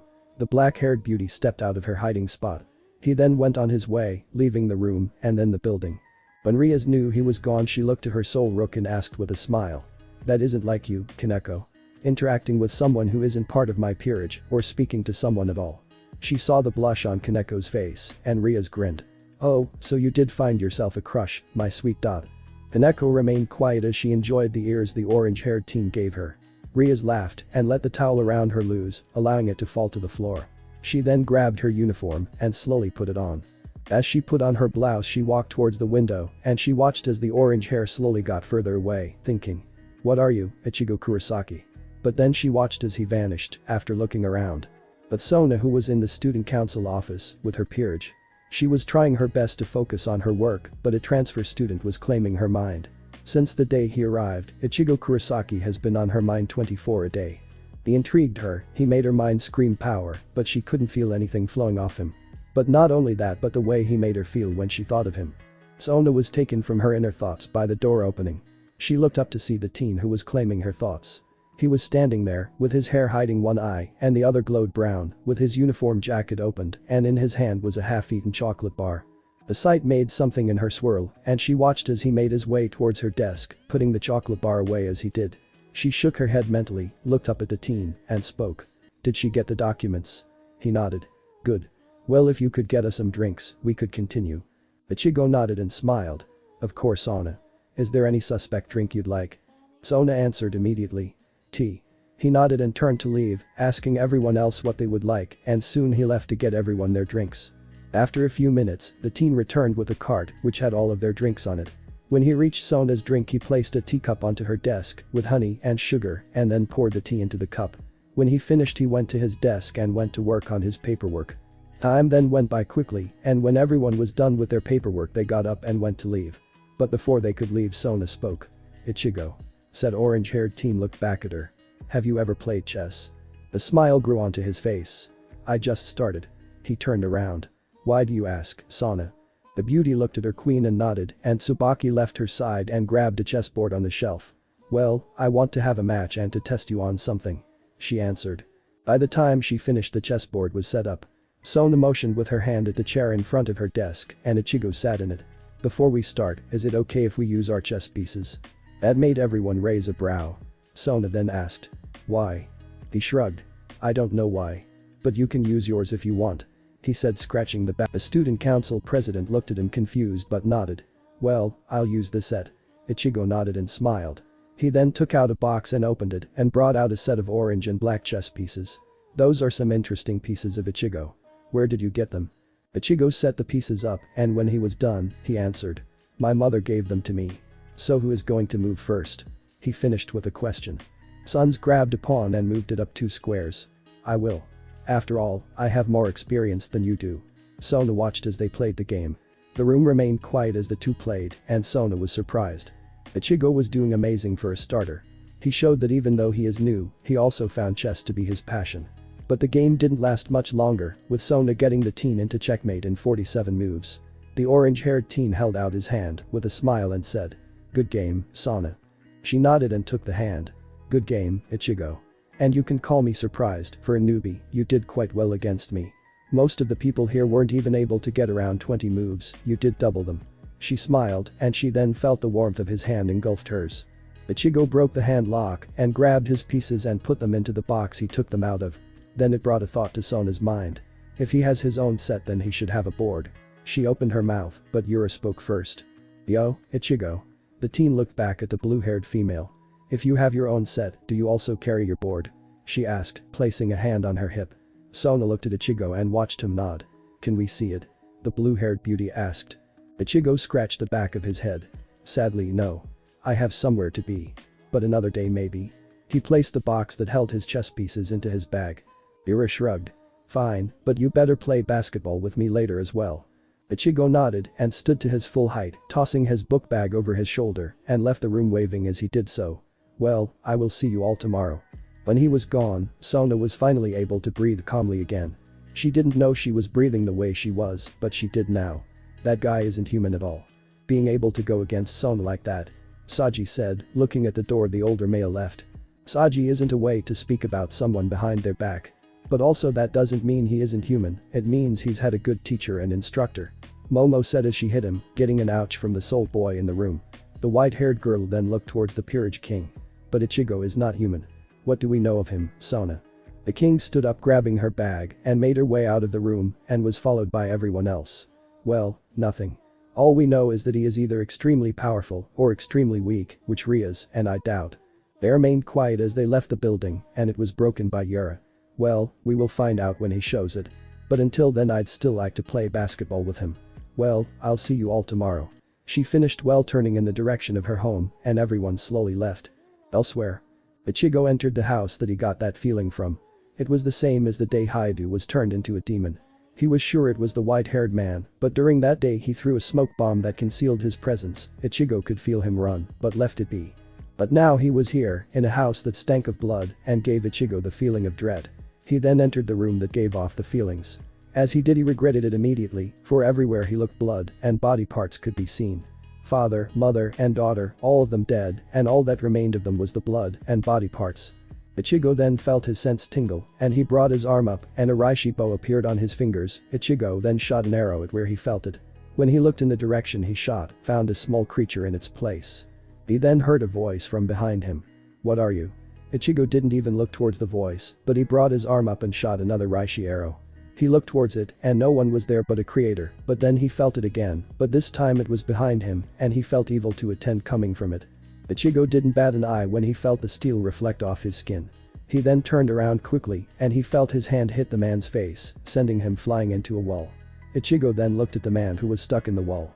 It was Freed, the man he saw that day, and he seems to reckon him as well. Why, you're the person who was in the building that day. Ichigo stepped towards the man, who tried to move but he couldn't. He then asked with a shivering voice. Well, what are you? Ichigo stopped in front of the man and brought out his wings and he watched as the man's grin left and as the man started to sweat. Ichigo leaned down until he was beside the man's ear and whispered. Your nightmare. Ichigo stood straight up and summoned his larger Zangetsu and went to kill the insane man, but then he felt it, a demon circle. One that he was familiar with because of how often he was around her and her peerage. He made his wings vanish and whispered. You're lucky, Freed. You better wish you would never cross my path again. Ichigo then vanished from the room, just as the door was opened to show a bored and confused Issei Haidu. Ichigo was in the gym waiting for Yura Tsubasa, a tall woman with short blue hair and was a part of the student council, like him. But as he was waiting he was in his mind talking to a certain devil, but also playing a chess game with said devil. So before I start making my peerage, I need to find myself a familiar person. Lucifer nodded as he examined a piece. Yes. But it's up to you as to what you want to do, Ichigo. I think that having a familiar will help. He finished placing the pawn he was examining and put it onto a chessboard, which then had a pawn appear in Ichigo's mindscape. Ichigo nodded. Okay, now where do I find a familiar? The orange-haired teen asked, still looking at the chessboard, and finally decided to move his king's rook, and just like the pawn it also appeared in the mindscape. The man moved his king's bishop to threaten the rook. The familiar forest, but the man who runs it only does one peerage every full moon. And luckily for you, Rias and Sona both have plans to go there. Ichigo then moved the rook that was being threatened and said. Check. So what of it? I'm not a part of their peerage, and like you said he does one peerage a full moon. His opponent then moved a knight to protect its king and threatened the orange-haired teen's bishop. So how am I going to get into the forest? Well, simple, Ichigo, you sneak in. You are already doing amazing at hiding your power, but now you need to hide your presence, so when they leave you can enter at the last moment and then hide when you enter. Ichigo moved a pawn to protect the bishop. Also about your power, I'm surprised you haven't started training, Ichigo. The named boy then took his eyes off the board and looked at the leather jacket-clad man. Keto is useless. It doesn't fit my fighting style and I already have ranged attacks. He looked back at the board and they went on playing their game. But I might start now because you bringing it up made me remember some interesting things that will be nice to have in my arsenal. Lucifer nodded with a smile. Well, Ichigo, it was a nice game, but your friend is here. You better leave because I think she plans on punching you soon. He held out his hand and finished. Good game, Ichigo. The orange-haired teen shook his hand and left his mind just as he saw Yura throw a punch at him. He grabbed the fist making the girl's eyes widened and threw his punch at the blue-haired beauty. But he missed, going a bit to the side of Yura's head. Yes. He said as dropped the fist and retracted his fist. The girl looked at him with wide eyes and mouth agape. You weren't answering, so I tried to get your attention with a punch. She remained quiet but then spoke again. Well, what are you? She asked as she regained her composure. I'm a teenage boy trying to live a peaceful life, Ichigo answered, but then he thought that he might as well explain a bit. But I've had my fair share of fights. He then reached down and grabbed the basketball and passed it to the girl. Well, let's start. He then grabbed the strap from his pocket and tied his hair back. But before long he finally noticed what she was wearing and he cursed himself for it. Yura was wearing her school gym clothes and he could see the laces of her panties, which were peeking out at the end of the shorts. But he also couldn't take his mind off her thighs and hips, they were perfect. Yura noticed this and grinned. So Ichigo. What is your attention? I thought we were going to play a nice fair game of basketball. She started dribbling the ball and then passed it to her opponent. Well, let's begin. She then stole the ball from the boy. Ichigo then grinned and ran after the girl, putting power into his steps, deciding that they were already suspected him of being a part of the supernatural, for he isn't helping with hiding it, so decided he might as well just have them keep guessing, and within a flash, he appeared in front of Yura, whose eyes were wide, and then stole it from her. If you're going to play like that then I will return the favor. The blue-haired beauty whose eyes were still widened slowly lost them and then grinned. Fine. Don't whine when I win this. The game then continued for about 30 minutes and it ended in a tiebreaker 40-40, but Yura knew if they were to continue she would have lost, for she was almost out of stamina and Ichigo was just fine, even though they were both sweating the same amount. But she could see that he was still able to go. Oh, good game Ichigo. She said as she stood up and outstretched her arm with a fist in front of her. Ichigo smiled and connected fists. Another game maybe tomorrow. The teen shrugged. Why not, it's different for me. He then went to leave. Well, see you later Yura. He then looked towards her and she saw a grin and a blush on the teen's face. Also wear something less revealing please, my blood pressure won't be able to take it again.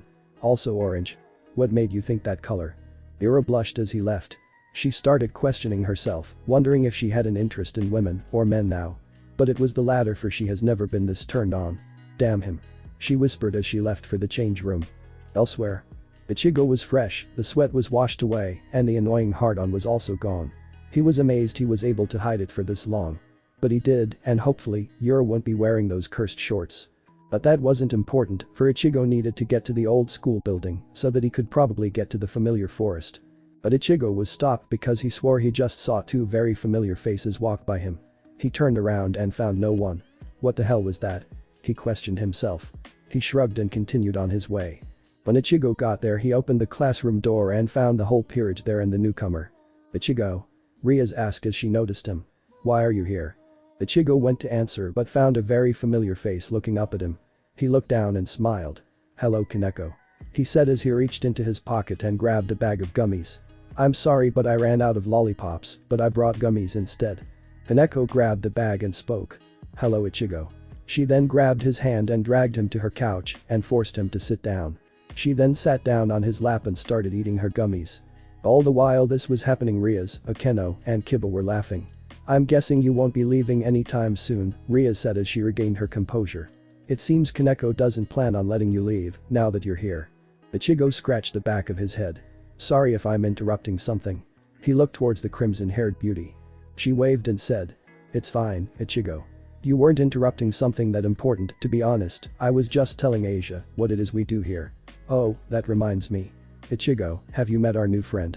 Ichigo looked at the cute blonde-haired girl, who he believed they were talking about. No, I haven't. He held out his hand. It's nice to meet you Asia. I'm Ichigo Kurosaki, I'm also new to the school. The girl moved out from behind the pervert and took his hand. Hello. She said and they shook hands, and when it was broken she went back to standing beside Haidu. Ichigo looked back to the crimson-haired beauty and went to speak but was interrupted when the food opened. He looked at it and found the whole of the student council standing there. Sana. Why are you here? Why are all of you here? Sans looked at the orange-haired teen and found him sitting on his lap. I could ask you the same thing, Ichigo. She looked at Rias. But I'm hoping to talk to Rias and her group members for a bit. Ichigo nodded. Then I'm guessing you want me to leave then. He watched as the student council president slowly nodded and went to speak. It's an okay Sana. I'll finish off my part of the paperwork and leave for the day. He slowly got up, pushing Kaneko to the side. Sorry Kaneko, maybe next time. He ruffled her hair, making the small teen blush. Ichigo then left the room, leaving the two peerages alone.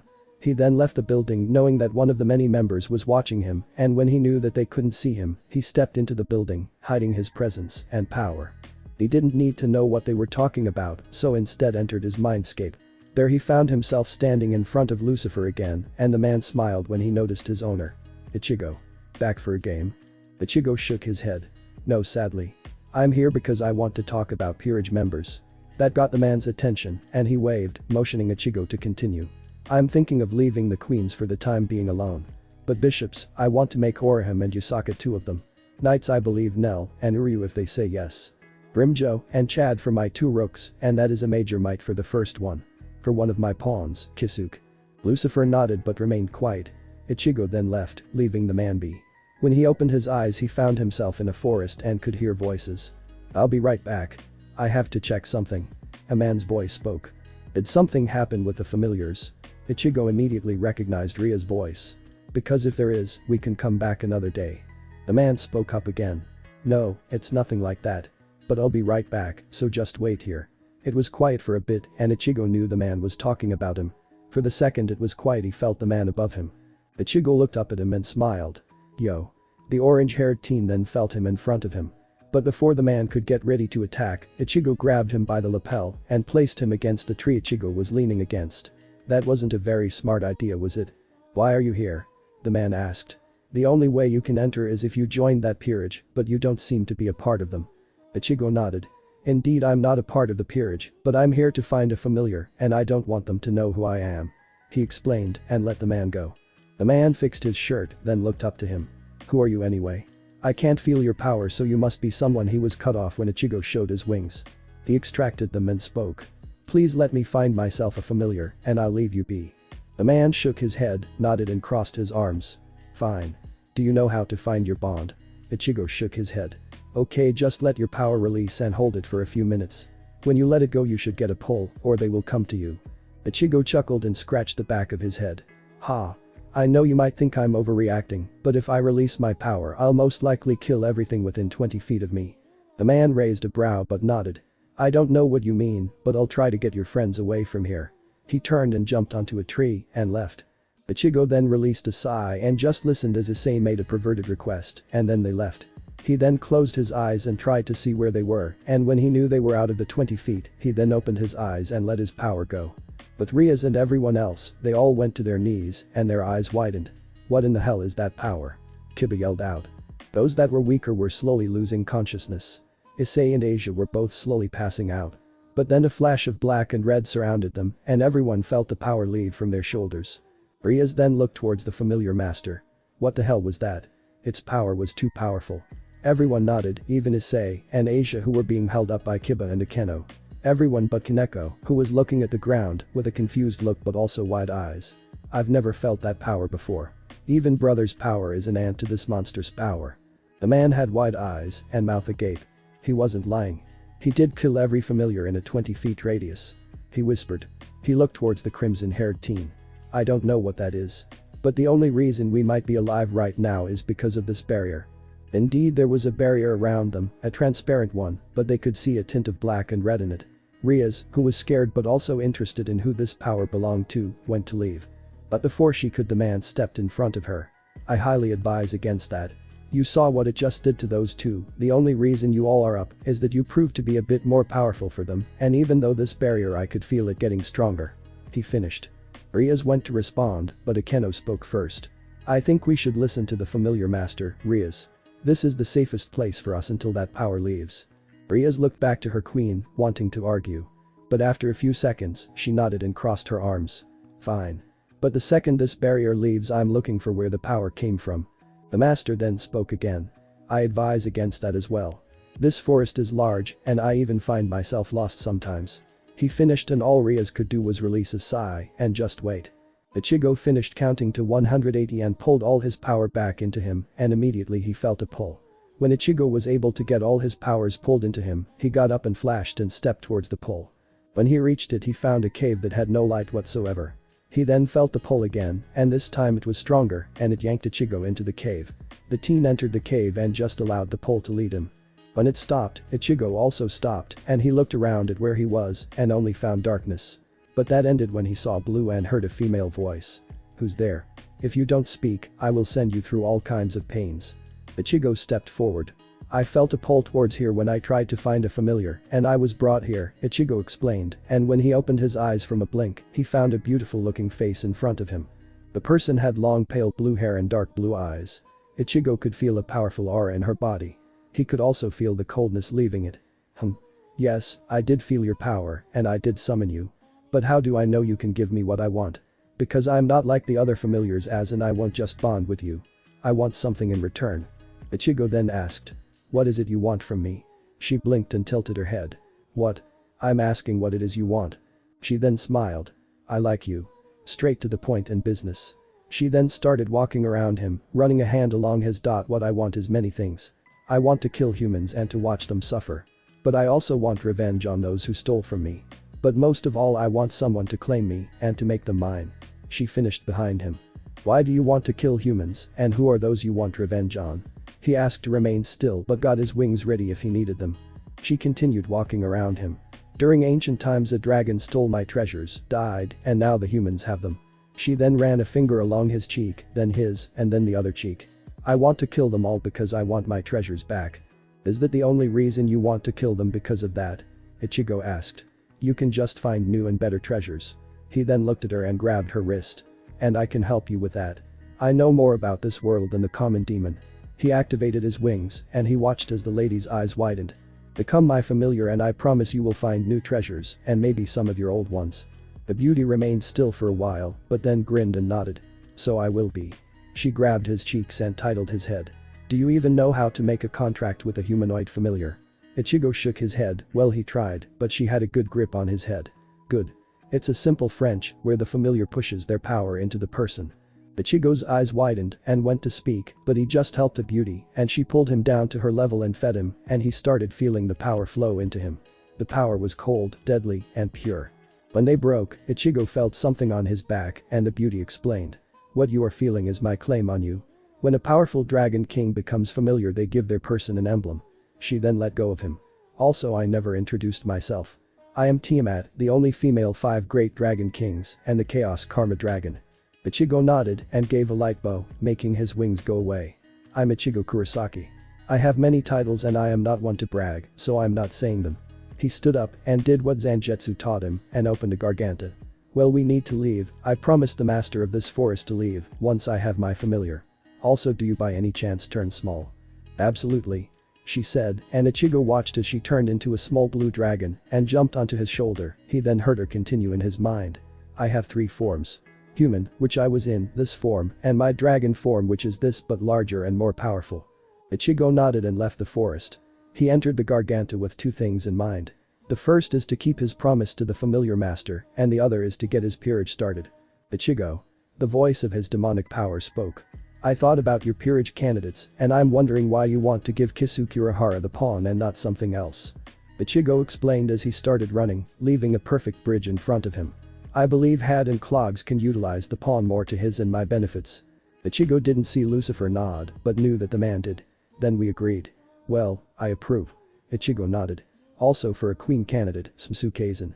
That made Ichigo come to a quick stop, making the dragon that was on his shoulder go flying off. What the hell? Both Ichigo and the dragon said at the same time. Lucifer, that man is insane, how is he a possible candidate for a queen? He said as he felt the dragon get back onto his shoulder and wrapped its tail around his arm. Ichigo then continued his run in the darkness. Well, Ichigo, do you think he might have had a change of mind after fighting you? And don't you remember what you felt when you two made contact with Tensa Zangetsu and Kyoka Sagetsu? That made Ichigo rethink what he said and remained quiet for the rest of the way. All I'm saying is he is a suggestion. Lucifer then remained quiet. Ichigo nodded and noticed the white at the end of the Garganta. He then shunned the rest of the way and exited. Tiamat looked around. I've never been here. Where are we, Ichigo Kurosaki? Ichigo also looked around and found that they were in Las Noches and not Hueco Mundo which he wanted to be. We are in Las Noches, the home of the Hollows. He explained. Ichigo then felt someone coming flying towards him. You might want to hold on, Tiamat. The dragon looked at him and tilted its head. And why is that? She then heard it and looked towards where it was coming from. Ichigo. The charging voice yelled and a small green ball came into view and like Ichigo said Tiamat then wrapped her tail around his neck and arm. Within a blink, the yelling green ball collided with Ichigo and the dragon almost flew off. Ichigo smiled as he felt the green ball tried its best to engulf him in a hug. He also heard muffled crying. He brought his arms around it and said. Hello Nell. I'm sorry for leaving you, but I'm here to make a deal with you and to bring you along with me. Nell looked up to Ichigo with wide eyes and drool pouring out of her mouth. You promise? Ichigo nodded and she washed the slobber off her face. What is it, Ichigo? Ichigo summoned a red and black knight. I'm going to place this onto you will slowly absorb it. You might feel weird, but nothing bad will happen. Okay. She nodded and got off Ichigo. The teen placed the piece in front of her and let go. Within seconds Nell's body slowly started absorbing it. Nell's mask started glowing and a white liquid started expelling from the crack. Ichigo's eyes widened when he watched as the mask vanished and how her eyes rolled to the back of her head. He then went to check on her, but before Ichigo could, a pink smoke exploded from her and when it vanished the grown-up Nell was there. Nell? Ichigo asked as he shook her lightly and she started opening her eyes. How are you feeling? She looked around and sat up. Ichigo. Nell looked up at him, grabbing her head. What happened? But then she noticed her mask was gone. Her eyes widened and when she did, she remembered what they talked about. She smiled and shot towards him and embraced him. Ichigo nodded, embraced her as well, and explained to her what happened. Now Nell, I need you to listen to me and do what I say. She nodded and broke the hug as well. I want you to focus on your back and imagine wings. Okay? She said as she did what he said and Ichigo watched as 2 wings appeared. But they weren't like his, Nell's were cartoonish and only 1 pair of them. She then looked behind her. Cool. When did I get these? She went and grabbed one. Ichigo nodded. When I made you my knight you also became a part demon and I'm guessing the power also removed your mask. He finished standing up and holding out a hand towards the now grown-up Nell. Well, we need to leave. I have somewhere to be and places I need to go. Nell nodded and jumped up, giving Ichigo a nice view of her bosom and the underside of her skirt. Immediately Ichigo blushed and looked away. He then felt a whip from the dragon on his shoulders. Oh, Nell. The girl looked at him. This is Tiamat, she is my familiar. Tiamat, this is Nilil Tuadelshwink, my first peerage member and knight. He then opened a garganta and jumped into it and was followed by Nell, who was all happy and smiling. When they exited this time they found themselves in Ichigo's apartment and were surprised when they entered it. For on the couch was a small black cat and a tick appeared on Ichigo's head. Tiamat, please get off. The dragon did and transformed into her human form and was but Ichigo was busy glaring at the black cat to notice that. He went towards the cat and picked it up by the back of its neck and made for his window and opened it. The eyes of the cat shot open and it started to speak in a male voice, making both females look shocked at it. Ichigo, let's talk about this. Don't you think you are taking it a bit too far? Ichigo ooh. She finished as she was thrown from the window of a 25 floors apartment building. Kuoh Town Kuoh Academy. Ichigo was in his homeroom looking out the window, thinking about why she was here. He could hear the females talking about him, minus the ones in the student council and a cult club. Rias was beside him being quiet and he could tell she was sad about something and Akeno was beside her pissed but also sad. Sona and Tsubaki were both talking to each other about something that he didn't need to know about. Ichigo was so in his mind that he didn't hear the teacher enter the room and started speaking with a confused but also chuckle. So, in class we have 4 more new students. She then looked over to the door and continued. You may all come in now and introduce yourselves. 4 people entered and those with power widened their eyes.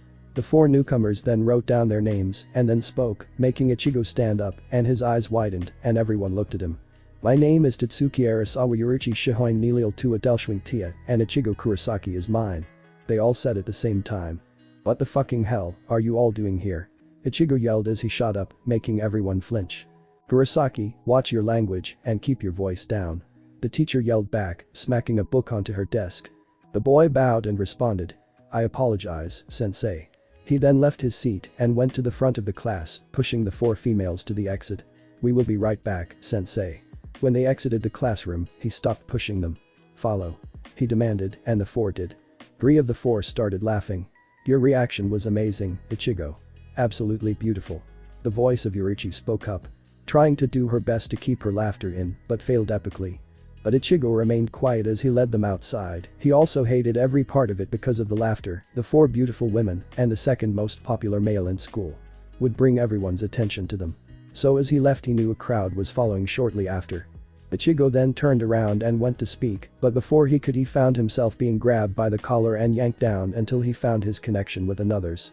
His eyes widened when he saw the black hair of his first ever friend. When it was broken the orange-haired teen felt the teen punch him and the dot that is for leaving. Another punch to the same spot. That is for not allowing me to confess my feelings. And another punch. And that is because I just wanted to. Ichigo looked up to Tatsuki and found her blushing. Well that is because I have wanted to do that for a long time and that I love you. Ichigo opened his mouth to speak, but again it was brought to another pair of dots. This time it was purple hair that he noticed, and it was more intimate than the first one. Yuruchi broke the but didn't remove her hands from his collar and leaned forward until she was beside his ear and whispered. "That's because I wanted to taste you and because I love you as well." She finished the job of his ear.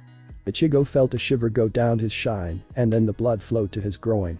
This time Ichigo didn't open his mouth, but still, they were claimed by another, but this wasn't like others, open mouth. It was a peck and gentle. For those reasons he knew it was Nell, and it proved when she spoke.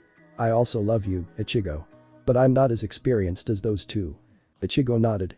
Alright, he then looked at Tiamat expecting her to do the same, but all he got was a head shake. Ichigo then slowly recovered his composure, and when he did he immediately remembered what he was supposed to be doing. "Okay, that just happened, but why are you all here again?" Yuruchi grinned and responded. "Well, for me and my little tomboy here, we are here because we want to be with you and made a plan for this. But Amaterasu helped us with telling us what school you were in."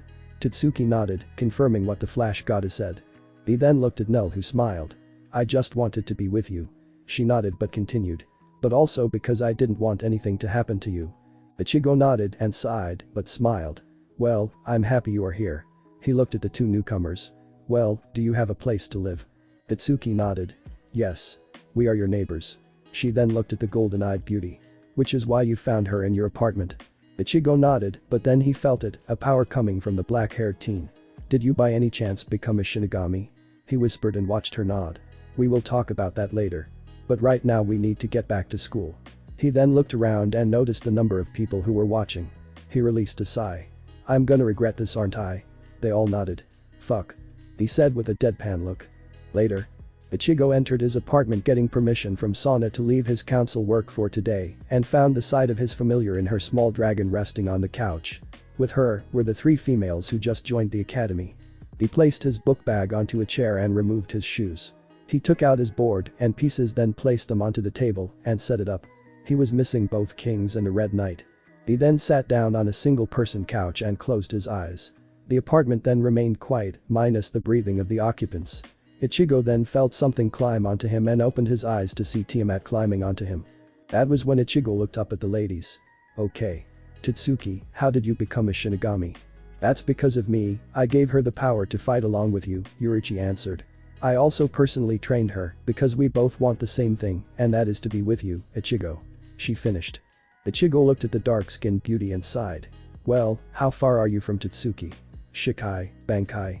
The teen then got up and Ichigo watched as she took a pill, making him remember someone with dark green hair, and as Tatsuki's soul was released. Ichigo immediately took notice of the revealed hips and sleeveless Shihakusho with a tachi on her hip. "I've reached Bankai, and from what Yuruchi said, I'm captain-level spiritual pressure." Ichigo nodded and looked down at the chessboard, then an idea came to mind. The teen looked up and then spoke. "I believe you have been wondering why you can't feel my power, Yuruchi." The named lady nodded. He then went to explain what had happened. When he finished he added, "I want to make you, Yuruchi, my rook." He grabbed a red and black rook and placed it in front of her. He then looked at Tatsuki. "I also want you to join Tatsuki, but I don't know what your powers are." He grabbed the last red and black knight. "But if I know how Zanpakutos work, then you will probably be a knight."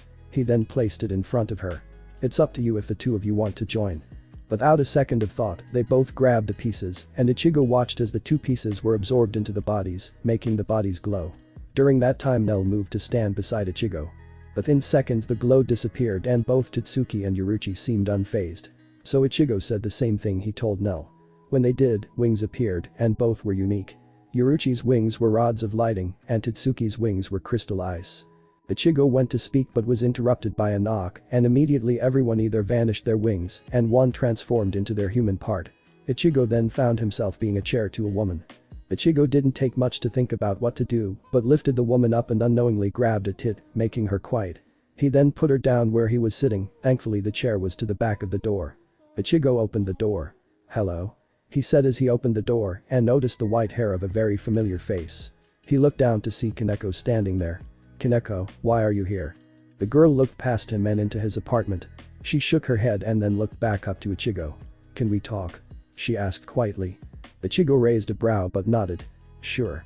Let me just change." He moved to the side and invited her into his apartment. "You may come in if you want, Kaneko." She nodded and entered. Ichigo then followed after her and looked at the couch to see Tiamat was covered and was particularly asleep. Ichigo released a sigh of relief and went to his room to change clothes. Meanwhile, Kaneko sat down on a couch and started looking around. This was her first time being in someone else's house, and for it to be Ichigo's, they started blushing heavily. Rias was being honest when she said that Kaneko found herself a crush and she was happy it was Ichigo and not one of the other boys in school. Kaneko then looked towards Ichigo's room, allowing the thought to appear.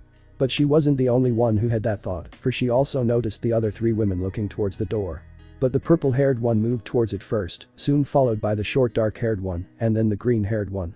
But before they could get anywhere near the door, it opened up to see Ichigo standing there, with his hair held back and a raised brow. "What were you planning on doing, Yoruichi?"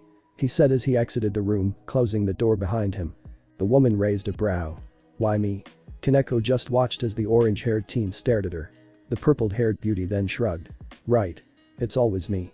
Well, I wanted to get a sight of who I plan on betting." Kaneko then got an image in her mind, and she regretted it immediately. She shook her head and got up from the seat and made her way to the tall teen, grabbing his hand. "Can we go?" she said quietly as she looked up to him. Ichigo looked down and nodded. "Sure." He looked at the dark-skinned and dark-haired beauties. "When I get back we will continue the talk. But until then please return to your apartment." He started to leave the building with Kaneko beside him. Later. Both Ichigo and Kaneko were in a bakery with a slice of strawberry shortcake in front of the white-haired teen and a slice of chocolate cake in front of the orange-haired teen. Ichigo looked at the girl. "So what did you want to talk about?" Kaneko barely touched her cake, for only one thought was on her mind. "Is this a date?" she asked herself. "It has to be." But Kaneko didn't have much longer to think about it because when she heard Ichigo ask the question, everything she had in mind left and only 3 things remained. Kaneko looked up to Ichigo. "You were in the familiar forest yesterday, weren't you?" Ichigo remained emotionless and just looked at her. But then he released a sigh and nodded. "Yes, I was." "How did you know, Kaneko?" he asked. But the reaction she gave him was all he needed. "You haven't accepted yourself, haven't you?" She looked at him, and for the first time, Ichigo saw a shocked look on her face. Ichigo sighed and scratched the back of his head. "Let me tell you a story, Kaneko, a true and honest story, about myself. What I tell you, I also want you to keep a secret. I don't want you, Sona, Rias, and their peerages to get hurt. Okay?" She nodded, and Ichigo began telling her everything about his early life. How he was a Shinigami, but also something called a hollow, and a Quincy. He told her everything about how he rejected his hollow powers. Kaneko didn't know how to react, to be honest. He is the same as her, he suffered the same thing as her, but he was able to accept whereas she hasn't. Ichigo watched as Kaneko started to look depressed and reached out and grabbed one of her hands. "You need to accept that half of you, Kaneko. If you don't you might make a mistake and regret it," he said with a determined face. Kaneko felt her heart flutter and nodded. "I'll try." She responded quietly, slowly removing her hand from his. Then she remembered what she was supposed to be doing here. She looked up, forgetting that she was blushing. "If you say what you are then please save Rias." Ichigo titled his head, but then he remembered how Rias was during class. What Rias needs help with, does it involve how she was acting during class? She nodded, and Ichigo continued. "What happened?" Kaneko then explained why Rias has been down for today. Rias is betrothed to an asshole, and they are pushing the marriage. "I'm asking you to help, Ichigo. Please save Rias, she deserves better than him." Ichigo looked at the short teen and nodded, making her smile. "Thank you, Ichigo. I promise to not tell a soul about what you told me today." Ichigo shook his head. "There is no need to thank me, Kaneko. Rias has been an amazing friend to me, even though she knows I'm not telling the truth about who I am, she still has been amazing." Ichigo smiled and then pointed at the cake in front of her. "Now are you going to eat that?" She nodded and then started slowly eating the cake, and he did the same with his own. But what was on his mind the most was he needed to finish one peerage. So he needed to find Kisuke and see if he would become a part of his peerage. Karakura Town. Kisuke was in his basement watching the progress of one Karen Kurosaki. She has gotten along the way in the 4 months. Unlocking both Shikai and Bankai, but also learning the number of a lieutenant should have, and all within 4 months. She is probably the student he is the proudest about. Even though Kisuke pushed her beyond her limits, she continued heading into whatever it was he put in front of her. She also learned the Kurosaki Jutsuga Tenshin, and she was the opposite of Isen's fire and Jetsu, Karen's was the water Hangetsu. Kisuke was taken from his thoughts when he saw the giant explosion in the distance, and then a volley of pure blue arrows, which were followed by darker blue arrows. So they are still at it. Raiken seems to be enjoying himself for once. The green-clad man said as he looked back to his student but found her looking at him with wide eyes. "What? do I have something in my teeth? But then he heard it and he also turned around with wide eyes. So that is what is happening. The orange-haired teen said with an unconscious Isan Kurosaki on his shoulders. My sisters have powers now. Desu couldn't believe his eyes. Ichigo Kurosaki was in front of him and he didn't even sense him coming. Kisuke went to speak, but before he could he sensed his student speed past him. Ichigo. The girl yelled as she collided with her brother. Kisuke then watched as the teen dropped his father onto the ground and fell to his knees embracing the older twin. Hello Karen. Kisuke heard the older brother say as he embraced the girl. I'm sorry for leaving for so long. But I'm here for now. Ichigo then looked up to Kisuke. I need to talk with you, Kisuke. The man raised a brow but nodded. Is it private? The teen nodded. Okay. When you're done, meet me outside. Ichigo nodded and Kisuke flash stepped out. Ichigo then flash stepped in the direction of Yuzu, who was sitting down for a break, and Riken was nowhere to be seen. The younger twin then took notice of him and immediately tears began to fall from her eyes as she did the same as her twin, making Ichigo fall to his ass. Ichigo then brought his arm around her and the three remained quiet as they embraced their siblings and as two of them sobbed into the older sibling's shirt. The silence was broken by Karen who punched Ichigo and spoke. Why didn't you come back? You left us alone with the old man who became a drunk bastard when you left. Why didn't you come back? She said, punching him each time. Ichigo was sorta surprised that she was only punching and yelling at him.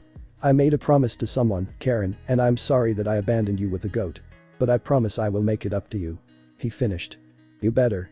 Yuzu said into his shirt. Ichigo then stood up, making both girls let go of him. The younger twin rubbed her eye free of tears. Well, why are you back, Ichigo? The teen placed his hands onto the twin's head and smiled. Well, there are a few reasons why I'm back. But I need to talk to Kisuke. He turned around to leave, but before he could leave, Ichigo felt the back of his shirt being grabbed. He looked back to see both sisters grabbing his shirt. Do you promise to come back? The older of the two asked. Ichigo turned around and went onto his knee and responded. No, I can't promise to be back. He watched as sad looks formed on the twins. But I promise that once you have mastered your powers, Kisuke will apply you to my school and that you could move into my apartment. Ichigo then watched as the girl smiled and hugged him. He then left the two and went to meet with Kisuke, who was outside like he said. So Ichigo, what is it you want to talk about? The two then started walking in a random direction. Ichigo then told Kisuke everything that had happened. The man just listened as the teen told him everything and his interest was screaming at what he learned. But not only that, but Ichigo also made him question why he needed to tell him. But Kisuke got his answer without even asking, for Ichigo continued. I bring this to you because I want you to join my peerage. Ichigo stopped and summoned a red and black pawn. To be more suspect, I want you as my pawn. Kisuke looked at the teen and to the piece. Why the pawn? He asked, looking back at his former student. Because the pawn suits you. The pawn is probably the strongest piece in the peerage, being able to transform into whatever piece it wants when in enemy territory. Ichigo explained. Kisuke nodded and took the pawn and examined it. I'll join. He looked up to Ichigo. I'll join your peerage, Ichigo. He then looked back to the pawn. But how do I become one? Well, just put it in your mouth and you should absorb it, Ichigo explained, but as Kisuke did, nothing happened. Weird. Ichigo said, then looked at the top of the man's head. So that is why. The teen then summoned 3 more pawns and outstretched his hand. Put these to your as well, it should work then. Kisuke grabbed the 3 pieces and the reaction was immediate, for the second Kisuke held them the pieces were edged into his body. He didn't feel an instant change, but he did feel a change in his power. Imagine having wings, Kisuke. The man looked at the teen and imagined having wings, and when he did he felt something on his back. He looked over his shoulder and found a pair of leathery wings. Good. Those are your demon wings, they allow you to fly freely. But they are also visible to humans, but we are lucky because it's night, so no one will notice. Kisuke nodded and did the opposite of what was told, and the wings disappeared. So now I'm a part of your peerage, Ichigo. What now? He asked. Ichigo then looked around. Well, right now. I want you to remain here and to continue training my sisters, and when they finally mastered them, I want you to send them to Kuoh town, where they will continue their education, with me at Kuoh Academy. Kisuke nodded but asked. What about your father? Would he agree with this? I remember you carrying him over your shoulders when you arrived. Ichigo laughed. Oh, I told him and he agreed, I will be taking guardianship over them. But he passed out when we went on a walk. I'm disappointed that he abandoned Karen and Yuzu, but he has been through some shit and I believe he just needs some time to recover. He explained. He then took a few steps ahead of him and waved. Well, I will see you later, Kisuke. I trust you will take care of Yuzu and Karen while my old man recovers. Kisuke nodded and watched as Ichigo vanished. BLSCWHERE. If you are not a fan of Ichihime, skip this scene. Orihime was in her room looking at the picture of her brother and her crush when she heard something from outside her apartment. It's been 4 months since Ichigo left and it hasn't been the same since. She was taken from her thoughts by the knocking of her front door. Orihime looked at her cloak and noticed it was 11:33 p.m. Who would be knocking at this time? But even so, Orihime got up from her cushion and went towards the door. She slowly unlocked it and opened the door and said, "Who is it?" But who she found standing there made the girl lose all emotion in her body, minus joy and happiness. "Yo, Orihime. Long time no see," the orange-haired teen said with a tiny chuckle and stretched the back of his head. But instead of answering, the burnt orange-haired girl stepped forward until she was leaning on him, grabbing his shirt and started crying. Orihime then felt his arm surround her. "I'm sorry, Orihime. I didn't mean to hurt you, I didn't mean to hurt any of you," Ichigo said, placing his chin on the top of her head. "But I can't stay for long. I have places to be and go." She looked up at him. "Why do you need to leave?" she asked, still holding onto his shirt and tears flowing from her eyes. "I made someone promise," Ichigo answered, but then summoned a red and black bishop, orange and black knight, and rook. "But I want to give you something. This bishop is special, I want you to have it." Orihime took a hand off of Ichigo's shirt and grabbed it. She then brought it to her heart and held it there. "I will hold on to this for you. I promise." Ichigo nodded and she looked at the other pieces in his hand. "What about those?" "I also want you to give this to Ryu," giving her a knight, which she took, "and I want you to give this one to Chad." He finished giving her the rook. Orihime took them and nodded. "I will give these to Ryu and Chad for you, Ichigo." She stopped holding onto his shirt. "I promise." Ichigo smiled and hugged her. "Good, I knew I could trust you, Orihime." He broke the hug and took a step back.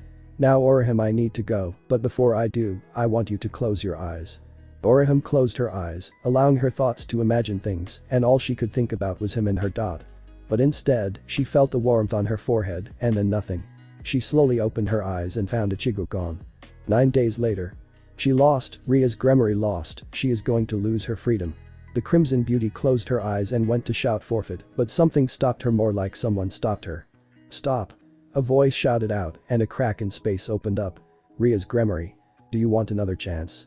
Do you want another chance to win your freedom and be gone this cursed betrothal?" Immediately Rias responded, not giving a damn about who it might be, just wanting her freedom. "Yes. Yes, I want another chance." The voice appeared and everyone watched as a black-clad man appeared in front of the crimson-haired beauty. "So it shall be. All I ask in return is your happiness." He then turned around and faced the short blonde-haired man, and 4 people appeared behind him. "Riser Phoenix, I challenge you to a rating game for the freedom of Rias Gremory, but also in the name of the Shinto goddess, Amaterasu." "Why aren't we stopping this Urzich?"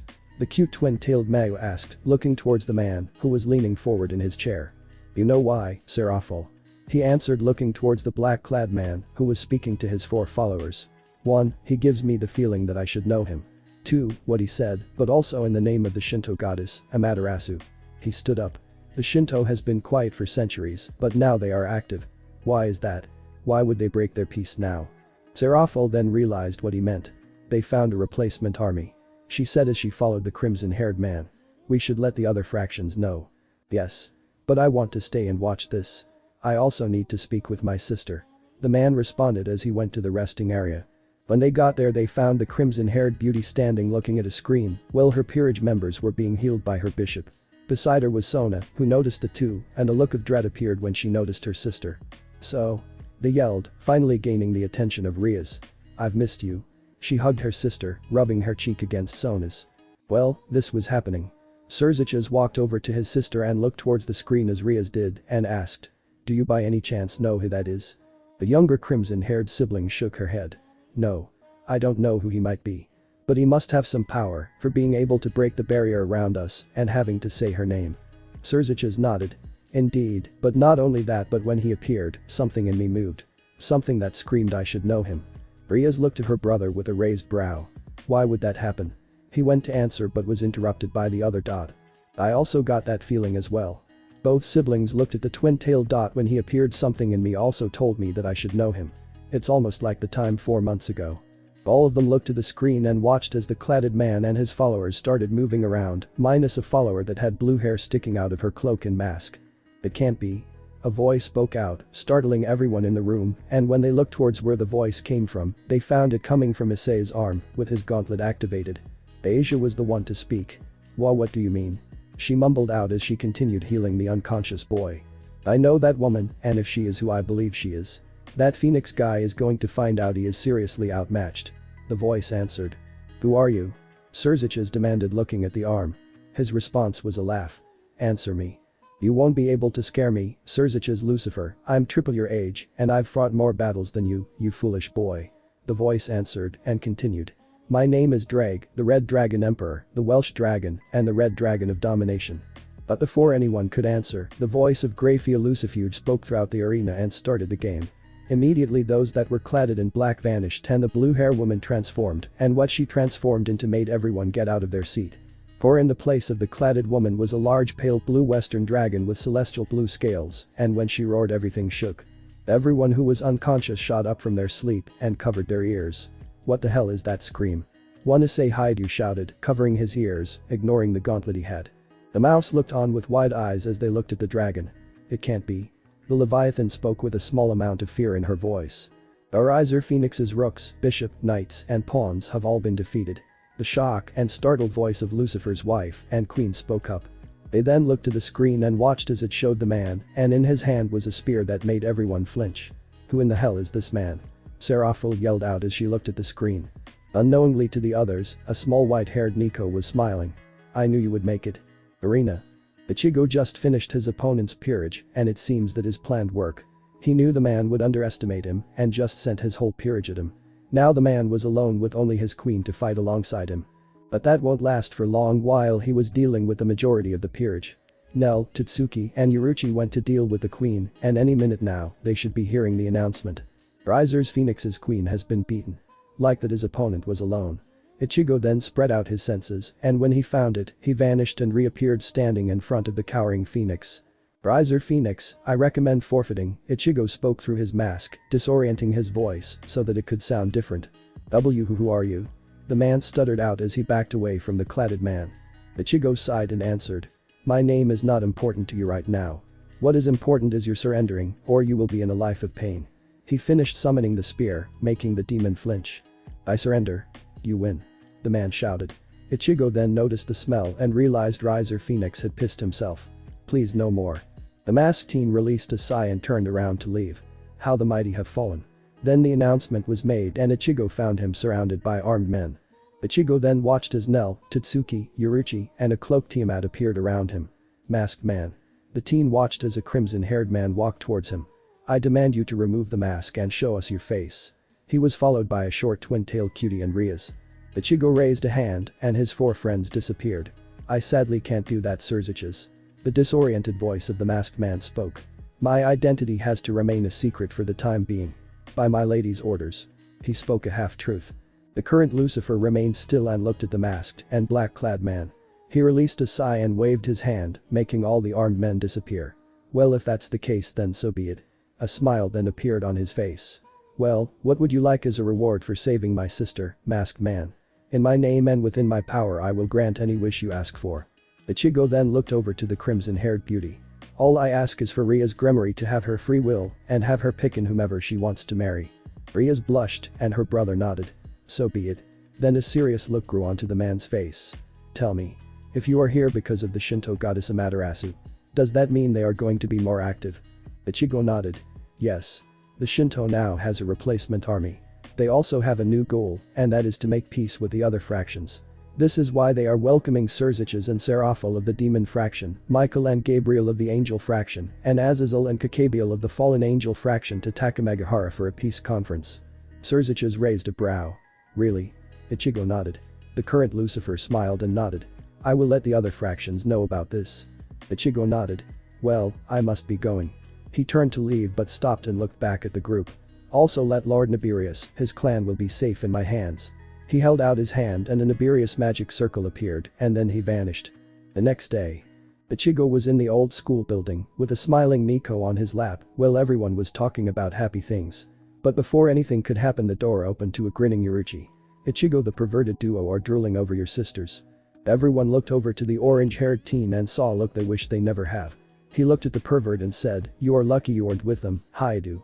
He looked down at Nico and continued. "I'm sorry but can you get off of me?" The short white-haired teen nodded and jumped off of the older teen, and they all watched as he vanished, not hiding his powers this time. Yuruchi grinned and looked at Issei. "Hey, kid. Your friends are dead men." Said kid glopped and started sweating and worried about his friends. "Remind me not to mess with Ichigo, Asia." The innocent girl nodded, and even from here they all heard the screams of pain and terror. Rias, Kaneko, and Akeno looked at the dark-skinned beauty, and the dark-haired one asked. "So our Strawberry has a pair of sisters?" The darker-skinned woman nodded as she went to sit down on the couch. "Tell us about them." Akeno finished. Yuruchi looked at the sadist and went to speak, but the door opened to show Ichigo, who didn't look happy at all, with two smiling and blushing girls in front of him. Rias looked at the two and smiled. "So you two must be Ichigo's sisters." The two looked at the crimson-haired teen and nodded. "Well, welcome to the Occult Research Club. My name is Rias Gremory and I'm the president of the club." Both girls nodded and bowed. "My name is Yuzu Karen Kurosaki." They said at the same time, making everyone giggle. "Well, I'm Akeno Himejima and I am the vice president." The cute white-haired girl is Kaneko Taoju and the blonde-haired cutie is Asia Argento. For the boys we have Kibayudo, he's the one smiling. Issei Haidu, he's the one drooling and your brother. The dark-haired teen said, scaring the pervert as the older brother looked to him with a death glare. "I swear Haidu if you do anything or think anything perverted about my sisters, I will make you wish you stayed dead," Ichigo said glaring at the boy, making him cower and nod rapidly. Immediately the teen's aura changed and he turned to leave and waved. "Well, I got student council business to attend to. So see you all tomorrow." When the older brother left the crimson and dark-haired beauty started questioning the twins, who they were and what they and their brother were. The two answered to the best of their ability, not telling them too much about who and what they were. All the while that was happening the older brother was being lectured by the student council president, all the while playing chess with said teen.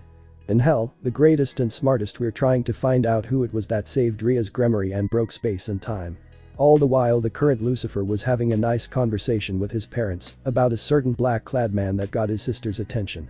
In the Nabarus clan estate, Lord Nabarus was smiling on his deathbed with KurosakiLucifer beside him, having given the man the news of his clan not going extinct but instead was in the hands of a powerful person. Ichigo exited his homeroom and made his way to the student council office where he will finish the rest of his paperwork and hopefully play a game of chess with Sona or play another match with Yura. But before he could he felt a small disturbance around the barrier he placed around the school. Ichigo then flashed step to where it was coming from and found Rias, her peerage, and two women dressed in tight clothes. But what got his attention the most was that the two women were wielding a weapon. The blue-haired woman was wielding a two-handed sword with a grip long enough so three hands could wield it, with a cross pommel. It has an axe-like guard and a chain-like grip connecting with the blade, and the head 3 endpoints. The other woman was wielding a katana with a round golden guard and long enough grip to make it a two-handed weapon. Opposite the two Ichigo noticed Kiba and Haidu standing there, both of their scared gear activated. While Ichigo was watching this he sensed his three friends and a familiar appeared behind him. "Yo," Ichiruchi went to speak, but when she noticed what the teen was looking at she stopped and continued quieter this time. "What are they doing with Ichigo?" The teen shrugged and made his way in his demon friend's direction. "I don't know. But I plan on finding out." They followed him as he made his way towards the group and when he reached them he called out. "Rias, what is going on here?" The crimson beauty looked at him and smiled. "Ichigo, it's nice to see you here." She bowed and looked back to the four and explained the situation to the teen. Ichigo looked at Kiba, with whom he has a good friendship for being in the kendo club. "Is this true, Kiba?" The blonde nodded and Ichigo sighed. "Well, if it's that important, do it." Kiba nodded and responded. "Thank you, Ichigo." The orange-haired teen waved it away. The four started to fight. Ichigo felt someone take his hand and looked to see if it was Kaneko. He smiled at the short white-haired teen. "Hello, Kaneko." He gave her hand a small squeeze, which made her blush. Ichigo looked over to Rias and asked. "So what are they wielding?" Rias nodded and crossed her arms under her bosom, making them push out more, making one orange-haired teen blush lightly, a short white-haired girl pout, and a group of females giggles. Rias grinned at the teen and answered. "They are wielding a piece of Excalibur. Excalibur Mimic and Excalibur Destruction." She looked over to the teen and grinned wider. "So you found a sight you like?" Ichigo went to speak, but his senses told him something was coming towards them. He looked towards it and found Haidu flying towards them with a perverted look on his face, with his gauntlet hand ahead of him. The older teen sneered, dropped his book bag, and took his hand out of Kaneko's and pushed her to the side. Ichigo grabbed the teen's upper arm with both of his hands and in one move threw him towards the trees. Ichigo looked towards the other three and spoke. Now I'm calling it over. Kiba, you lost this fight, accepted. The teen sneered but nodded and left. Ichigo looked at the women. Now I ask you to leave the school grounds. They nodded, but the blue-haired one asked. Who are you? If you know about these people, then I should be sensing something from you. But I feel nothing coming off of you. Ichigo went to answer with his normal reply, but Akeno giggled, standing beside him, and answered for him. Ichigo sadly doesn't answer that question. But we do know he's a part of the supernatural. Ichigo nodded. Well, what she said. My name is Ichigo Kurosaki, and I'm a part of the student council. Ichigo introduced himself, giving a light bow. Now, like I asked earlier, can you please leave the school grounds? You already caused some destruction. Ichigo watched as they nodded and started making their way to the exit, but when the blue-haired girl grabbed her sword, she looked back at him with wide eyes, and her friend just dragged her out. The older teen looked towards the group and spotted Issei being healed by Sweet Asia. I don't apologize, Haidu. The kid nodded. I apologize, Ichigo, Issei said as he slowly got healed. Ichigo nodded and looked at Rias. Kiba, what's his problem with Excalibur? I can sense that he has an issue with him. The beauty explained, still keeping her arms under her bosom, Ichigo enjoying the sight if he was honest. But even so, he listened to her explain to him why his friend hated the holy swords. So he was an experimental subject and all his friends died because of this experiment, so wants revenge. Rias nodded, smiling at his blushing face. Yes. From what he told me, he recently met an exorcist named Fried last night that was wielding one. A look appeared on Ichigo's face when he heard that. Rias noticed it and questioned worriedly. What's wrong with Ichigo? Ichigo shook his head and grabbed his bag. It's nothing, Rias. He answered, then went towards the student council office. Well, I have to go, I have some paperwork to do, and Sona is probably worried or pissed that I'm taking so long. So see you all tomorrow. He left with a wave. Rias then looked towards her best friend and raised a brow. Did he just say that Sona might be worried for him? Akeno nodded, with an equally confused look. So Ichigo also caught Sona's attention as well, Rias said, releasing a sigh. We have more competition than we thought, Kaneko. A bit further away, Issei was crying. Lucky bastard. Damn him, my dream of a harem is over. He clenched his fist in the direction of the older teen. Beside him was Asia, who was healing him.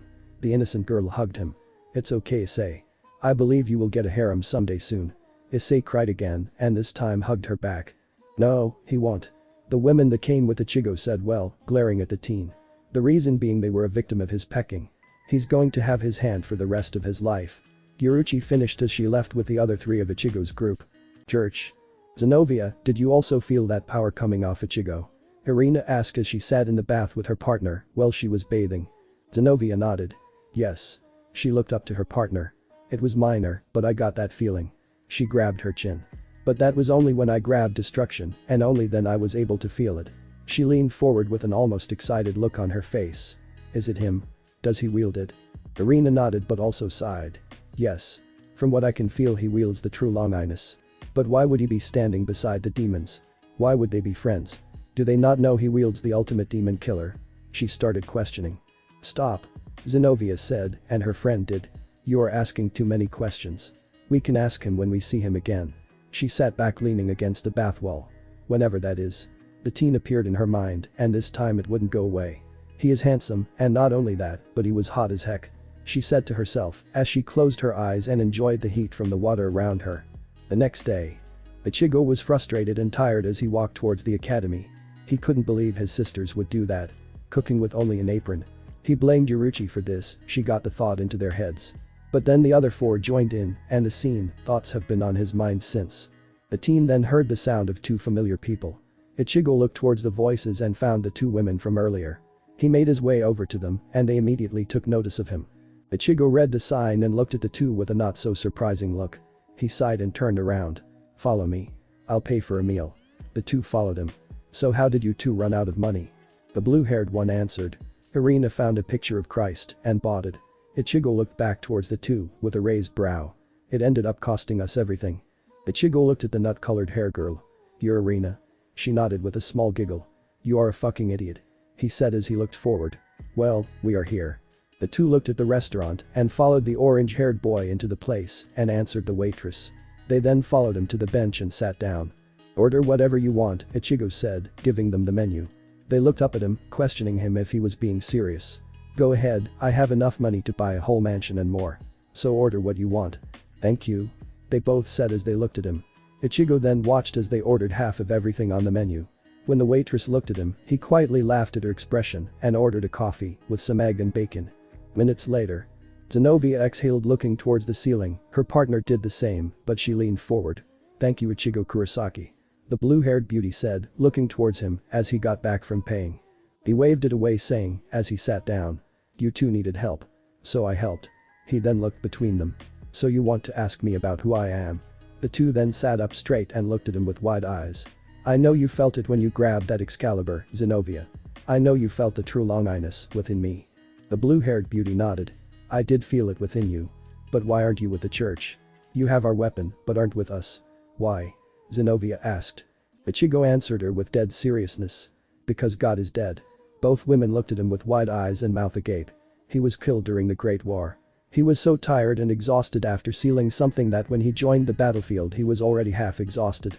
Irina shot up. "Lies. You're lying." She pointed at the orange-haired teen, causing everyone around them to look over. "God's not dead. I know it." Ichigo looked up at her. "Believe what you want, but that is what I was told by Amaterasu.